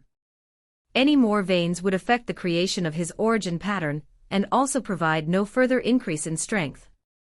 After finishing his engraving, both the divine veins in his soul and his divine altar shined together, and a profound connection was formed between them. Wang Wei opened his eyes and he saw the world completely different from before. For one thing, he could physically see spiritual qi floating and dancing in the air with his eyes. The spiritual qi seemed to be alive and noticed Wang Wei's presence and flew towards him, and entered his body without him even asking. He felt that he had a tremendous affinity with spiritual qi. And with this affinity came a terrifying control. In order to test his theory, Wang Wei secretly left the palace to an inhabited mountain. He activated all his 720 divine veins, and controlled the spiritual qi around him. Instantly, Wang Wei flew straight into the sky with steadiness and without pause. And his speed was actually quite fast. Although he could not actually reach Mach 1 like supernatural realm cultivators, he could still fight properly in the air. Furthermore, compared to how he almost fell from the air due to low spiritual qi, when he first tried to fly in this world, the process was too easy this time. Without hesitation, Wang Wei flew straight through the sky, almost reaching the stratosphere, then he looked at the world under his feet. At this height, Wang Wei could see the entire world, from one end to another. He could see how this world was actually a piece of land surrounded by ocean that defies the fundamental laws of gravity. And unlike the myriad emperor world, this world did not have a barrier to protect it, but Wang Wei could see a powerful formation at the end of the world that cut off the world from the endless void. After sighing for a while at how mysterious the world of cultivation works, Wang Wei returned to the palace. He wanted to know how long his seclusion took and deal with future plans. While Wang Wei was in retreat to create his transcendent Tao foundation, many of the other heaven chosen of this trial took notice when a new fortune dynasty was created. Great Zhou Dynasty, Royal Palace. Ji Song wore a yellow dragon robe with a crown on his head. His muscular body and hard face emanate a powerful and bloody aura. He was sitting on a chair carved with dragons when he suddenly felt a change occurred in the eastern region. He connected to the luck of his dynasty, and watched how the Great Xia dynasty was founded with tremendous amounts of luck. He clenched his teeth so hard that the dragon throne he sat on was deformed, and through gritted teeth, he said, "Wang Wei." Immediately afterward, a terrible killing intent enveloped the entire meeting room. Many officials thought they had done something wrong, and immediately knelt in the ground asking for forgiveness. All of them except one, First Prince Ji Su. Or in this case, Prime Minister Ji Su. After seeing his younger brother's reaction, he guessed what happened and said out loud, "Your Majesty, calm down." His voice contained a little bit of his spiritual power, and Ji Song immediately came back to his senses, thus removing his killing intent. However, this was just on the surface. Deep in his eyes, the killing intent was so intense that it wanted to devour not just his enemy, but himself as well. Ji Su also noticed this and he frowned. He could tell that his brother's situation right now was not ideal. If he continues like this, he most likely will develop heart demon towards Wang Wei. After seeing his younger brother calm down, Ji Su then said, "Are you calm now?" Ji Song just nodded. "Then we can prepare for our next expedition, the Great Wu Dynasty." Why not attack the Great Xia Dynasty? They have just become a dynasty, and are still weak. "It is the perfect time to attack and destroy them," responded Ji Song with boundless bloodlust in his eyes. "Songer," responded Ji Su in an informal manner. "This is not the time to make decisions based on your personal vendetta. The Great Xia Dynasty is located all the way east from the three central dynasties. Do you know how many kingdoms and dynasties are between us and them? How long do you think it will take to reach there with our armies? Can you guarantee that the other dynasties will not take advantage of us marching eastward to sneak attacks in the back? You need to set your priorities straight, and remember the main reason that we came here. As for Sacred Son Wang Wei, you will have your opportunity for revenge. Now focus on our attack against the Great Wu Dynasty." After hearing his brother's words, Ji Song took a deep breath to relax and nodded in agreement. Meanwhile, all the ministers on the floor secretly sighed in relief. Although His Majesty is often both brave and wise militaristically and politically, sometimes, he can become rash and stubborn to an abnormal level, especially when it comes to things related to the former Eastern Reign Kingdom. During those times, it is up to the Prime Minister to talk some reason to His Majesty, otherwise, no one can stop him from acting the way he wants. After seeing his brother regain his bearing, Ji Su secretly sighed in relief. In fact, he lied to his brother. Or to be exact, he did not tell him the whole truth. The reason that he did not want his brother to attack the Great Xia dynasty was due to the fact he feared that his brother might lose again. As such, he wanted his brother to conquer the easier Great Wu dynasty. With the vast territory of both dynasties, he can absorb enough luck for him to reach purple gold. After that, even if his brother lost against Sacred Son Wang Wei, he will not fail this trial. Although it would be ideal if his brother could absorb luck after conquering the entire world, thus resulting in his chi luck reaching peak purple gold. However, he is just fine with just his luck breaking through purple gold from peak purple. With the foundation of their great Zhou imperial dynasty, they can still help his brother further increase his luck by sacrificing a certain price. Great Shu dynasty, a Taoist temple. Many ministers of the dynasty were reporting to a young handsome man named Feng Heng, who was wearing a Taoist robe with a yin-yang symbol all over it. National teacher, over the past decade, more than 300 temples have been created all over our territory. We have also taught the people on how to read and recite scriptures, and to go to the temples and seek enlightenment. However, the people seem determined to pray and offer incense despite the law we passed down. After hearing this, Feng Heng frowned and started thinking deeply. The sect has strict regulation for not accepting incense and faith. Anyone who breaks this rule will be severely disciplined. Then, he suddenly remembered that his teacher told him that it was all right, he said. As long as they do not interfere with the operation of the temples, just leave them be. After that, a brief meeting about the situation of the dynasty took place before all the ministers left the temple. Immediately afterwards, Feng Heng noticed something in the east, and used the luck of the Great Shu dynasty to observe. Great Xia dynasty, he muttered with a pensive look on his face. Meanwhile, after leaving, some of the higher officials started talking to themselves. Ever since national teacher Feng Heng arrived, our workload has decreased dramatically. As long as we do the bare minimum and ensure the safety and livelihood of the common people, everything else is fine. You are totally right. Not just us have changed, even His Majesty has greatly changed. He is no longer so ruthless, brutal and cold. Hey, during those times, I woke up not knowing whether I would return home to see my family again. I remember that Xia Zhan was whipped to death for objecting to His Majesty for wanting to increase his harem by another 10,000 concubines. Shu, do not talk about His Majesty behind his back like this. You do not need to worry. His Majesty has entered seclusion in order to fully become a Taoist monk.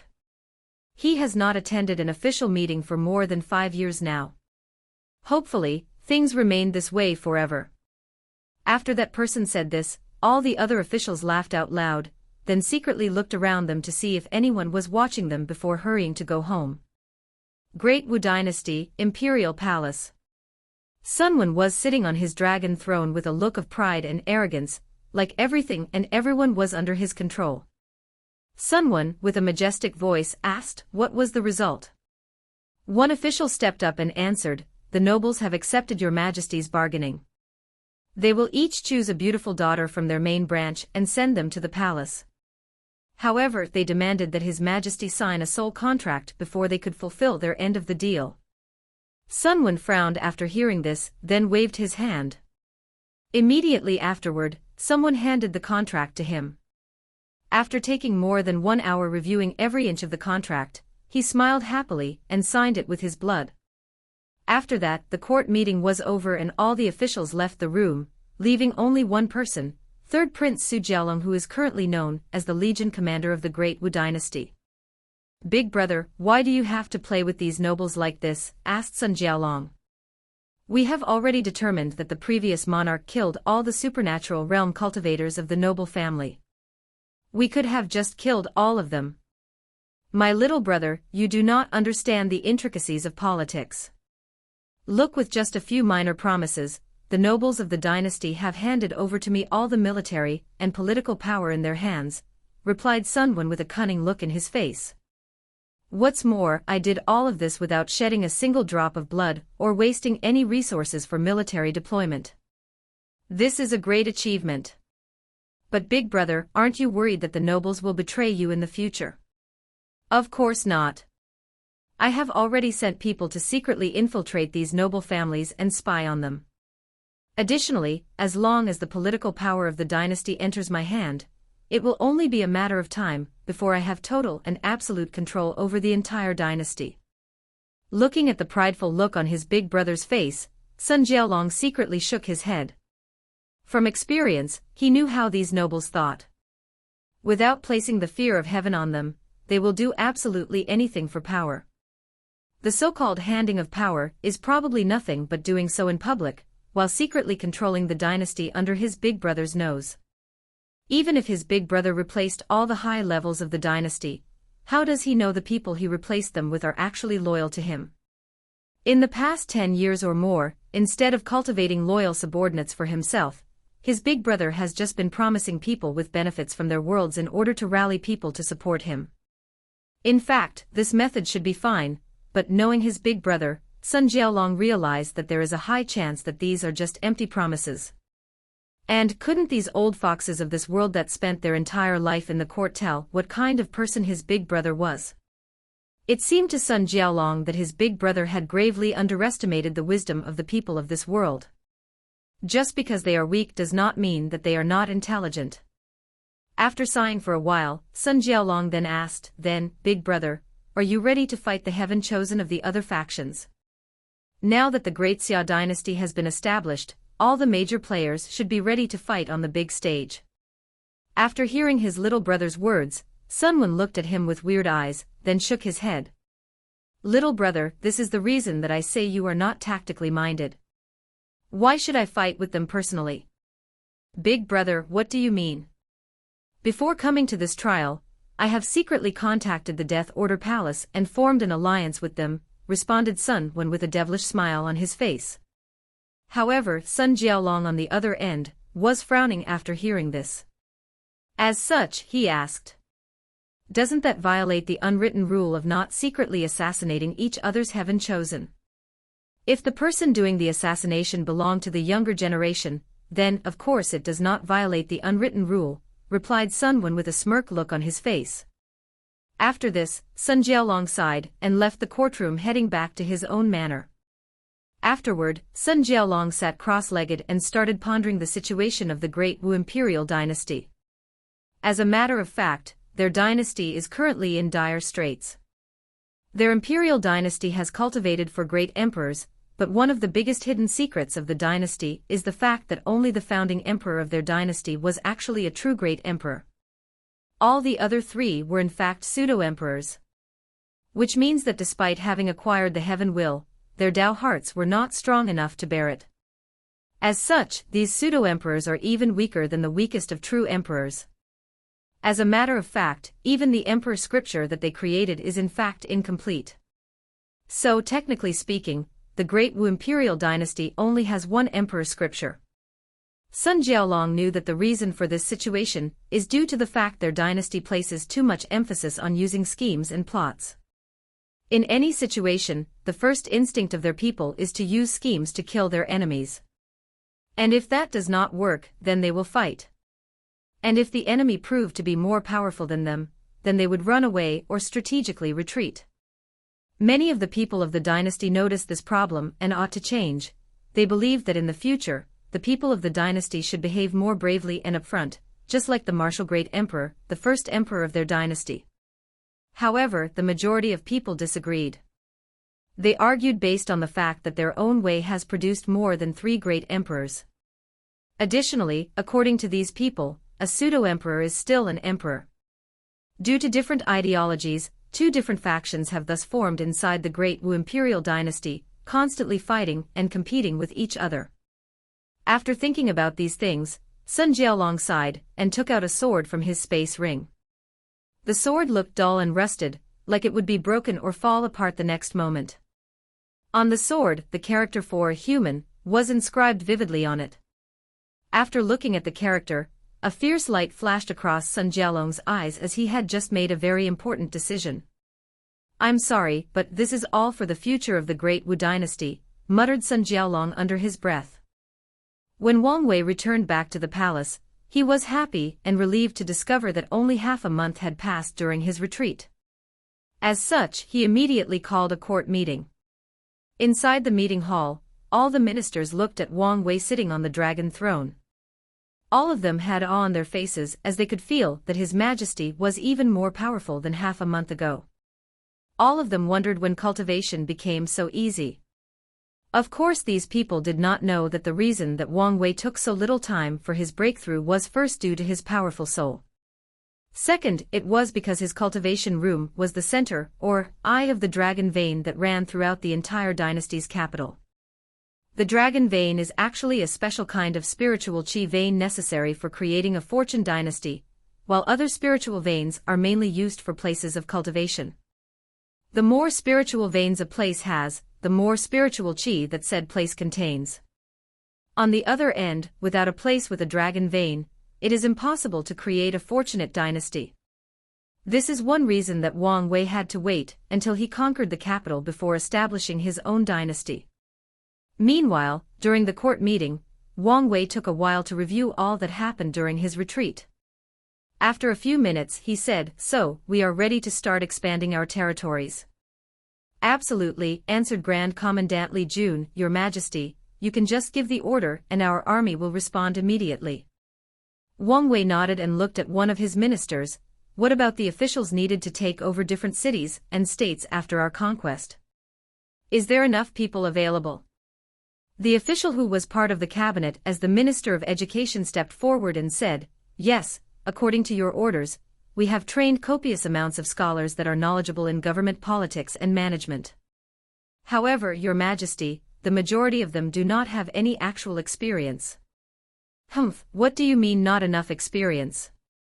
Didn't you send them to different small villages around our territory to learn and experience proper management?" answered another member of the cabinet, the Minister of Finance. "How can a few villages compare to governing a city, county or even state?" retorted the Minister of Education. "Well, all I know is that you people in the education department are responsible for a quarter of the entire dynasty's spending in the last 2 years. I do not know what kind of plan you have, all I can say is that we do not have any money for it." After saying that, the Minister of Finance snorted coldly, while the Minister of Education looked at him like he was the enemy that killed his family. If it was outside, there is a high chance that these two people would fight with each other. Upon seeing the tense atmosphere of these two people, someone finally said something. It was the Empress, Dong Lifen. "Minister of Finance, there is no need to worry about the treasury of the dynasty. With the rapid expansion of our territories, there will be countless wealth coming our way. As for you, Minister of Education, after our territories expand, you can send the reserved officials to their post immediately. However, after a few months, a reviewer can be spent to examine how well they are doing their jobs. The one who did a good job can stay at their post, while the ones who fail can have their salary decreased and given a warning. After 3 warnings, these people can be sent back to the academy as teachers." After hearing this, both ministers snorted at each other while nodding to the Empress. Although they do not like her, they have to admit that she is quite politically savvy. Many people did not like it when His Majesty broke convention 2 years ago, and allowed the Empress to hold power in the court. Although there have been many female rulers in this world, the idea that only male can be emperor has been ingrained on the bones and soul of the majority of people of this world, especially scholars. However, seeing that Wang Wei did not care about their rejection, and Dong Lifen had proven numerous times that she is capable, they still showed her some modicum of respect.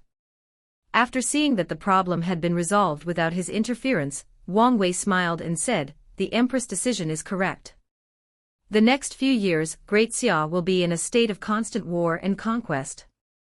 There will be no time to allow people to slowly adapt." After saying this, he looked at the Minister of Agriculture and asked, "Do we have enough grains for our military exploit?" "Yes, Your Majesty. There is enough grain for more than 5 years of constant fighting without affecting the lives of the people. Moreover, we have enough reserve to feed the entire dynasty for 2 years in case an emergency were to happen." After that, Wang Wei looked at Chancellor Yan Liling, who also reported her preparation. "There are plenty of pills refined by the alchemy hall. However, the pills are not enough for all the soldiers to use, only the officers with a certain rank. Furthermore, with constant refining over the past 2 years, the majority of spiritual medicine is almost all used. As you know, it takes a long time for spiritual medicines to grow, unlike normal ones. However, the shortage should also be relieved after we conquer a few more kingdoms.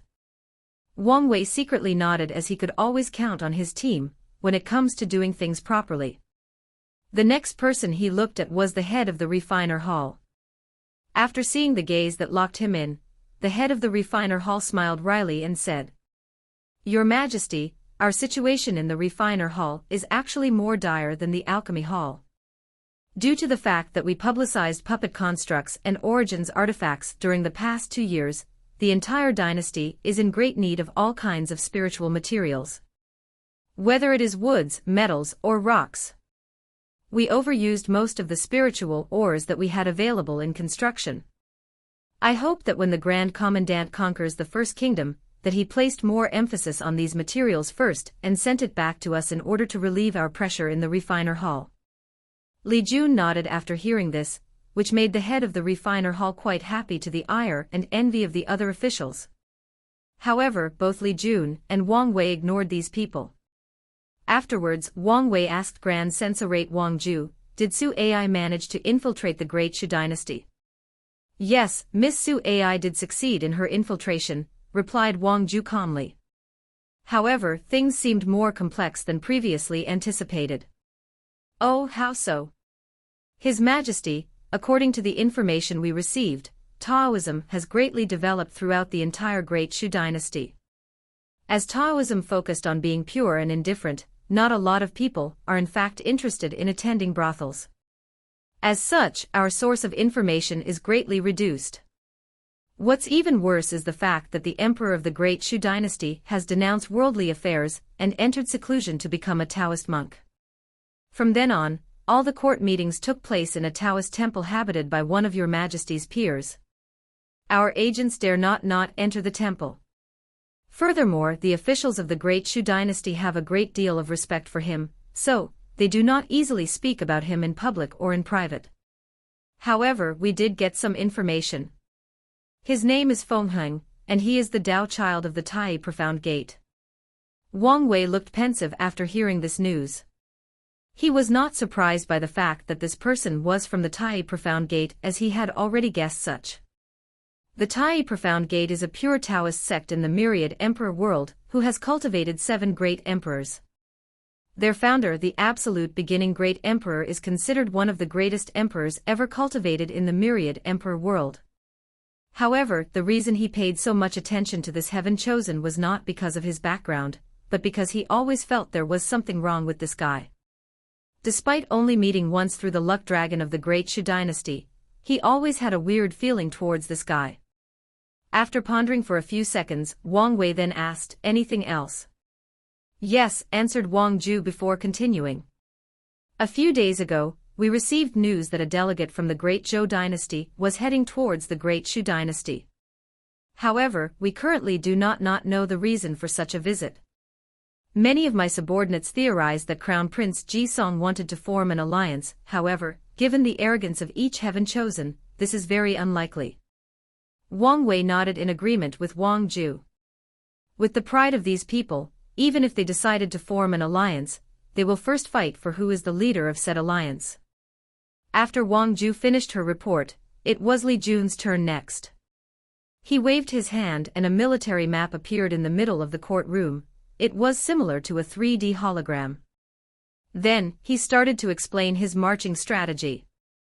After Li Jun projected the map of the entire world, he waved his hand to zoom on the eastern borders where the Great Xia dynasty is located. Then, he started to explain his deployment tactic. "Our first goal of attack is going to be the territory of the Black Moon sect. As the territory does not have an actual army protecting it, I plan to take an elite group of soldiers to directly attack their sect's mountain. Then, it will be easy for us to occupy their territory."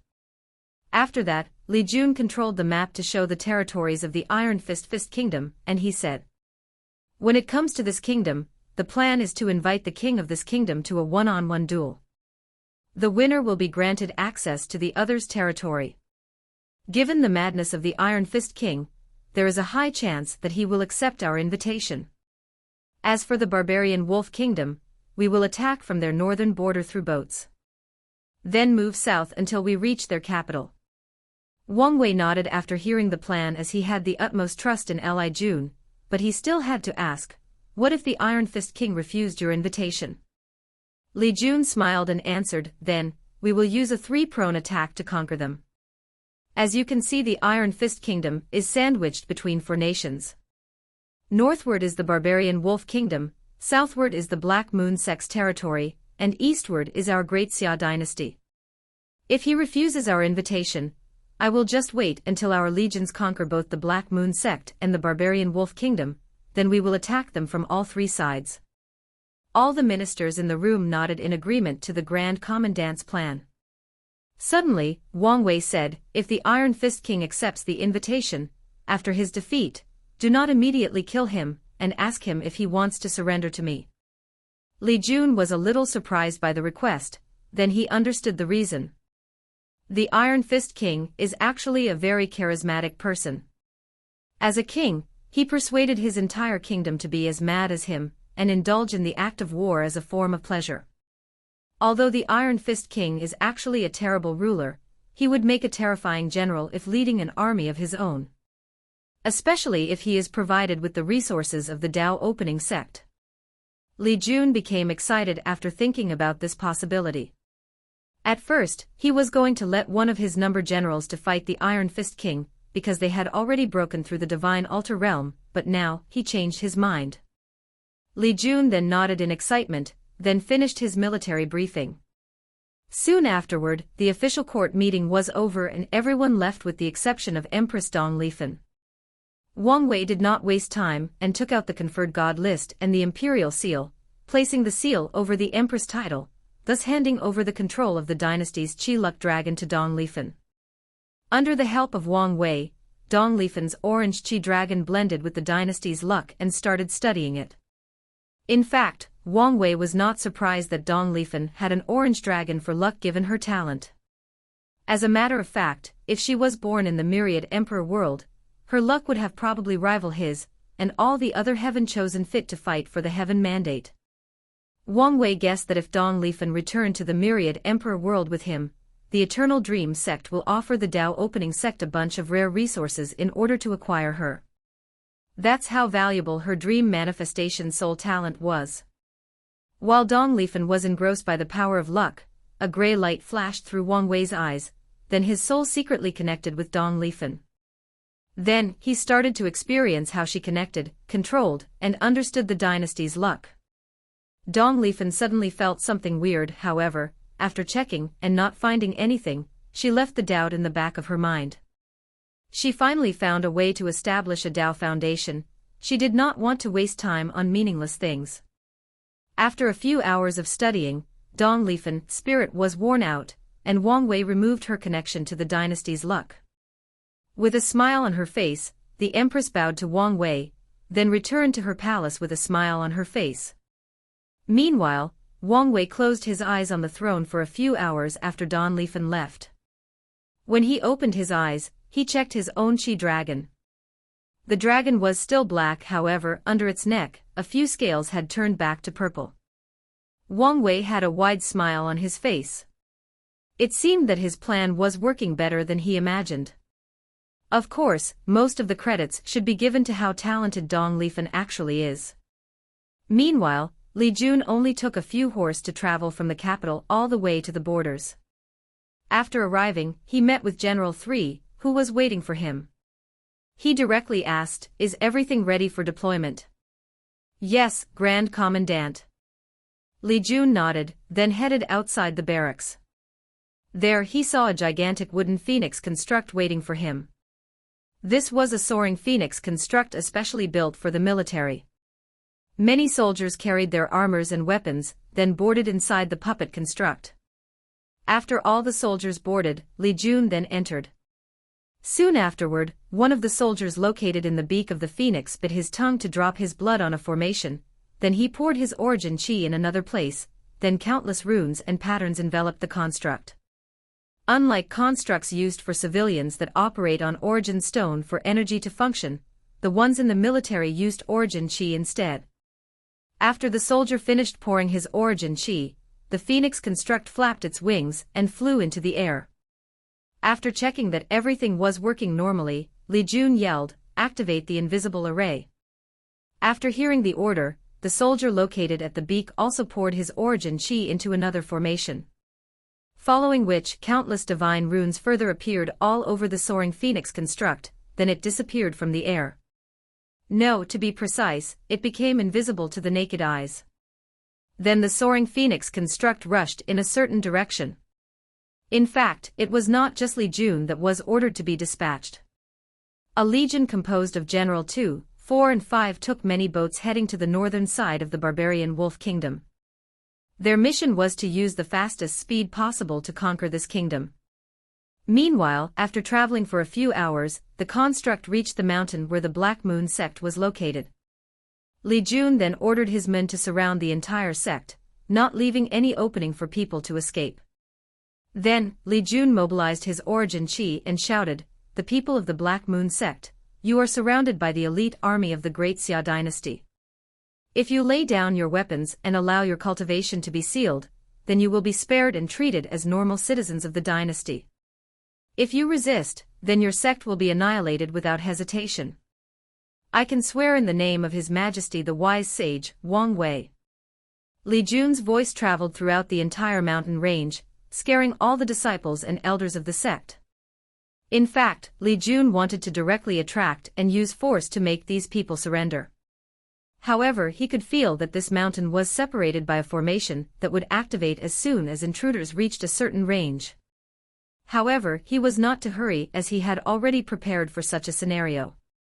Meanwhile, the people of the Black Moon sect were freaking out after hearing Li Jun's voice.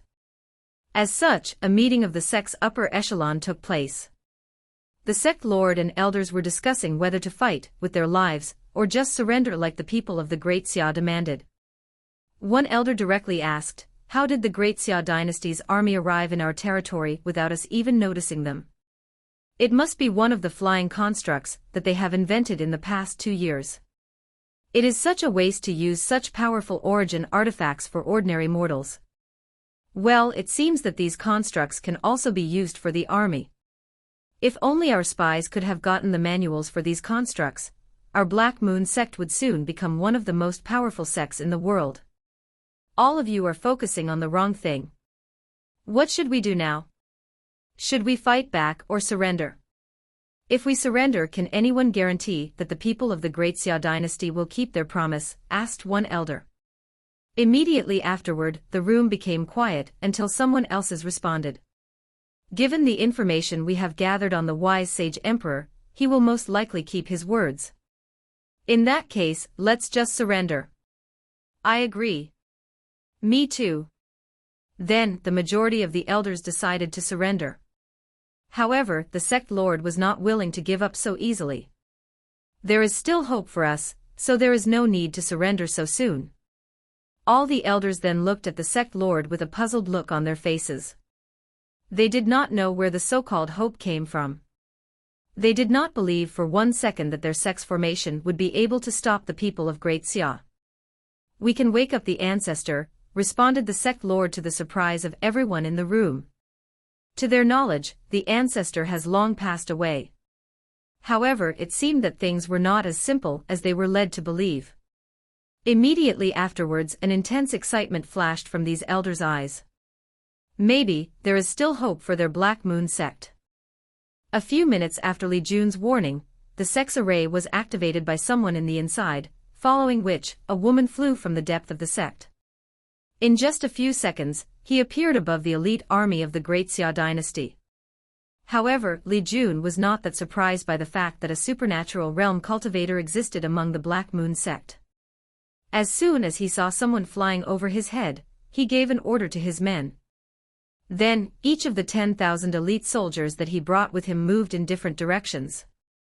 They all mobilized both their blood chi and origin chi. The countless runes and patterns flew from them and connected together. An array was then instantly formed by all the soldiers. Immediately afterwards, the ancestor of the Black Moon sect discovered to her horror that she lost the ability to fly, and fell to the ground. Luckily for her, she was quite powerful and landed safely. Seeing the situation she was in, the Black Moon ancestor immediately waved her hand, and an ancient lamp appeared in front of her that had a two-colored fire burning on top of it. As for Li Jun, he smiled after seeing that the formation worked.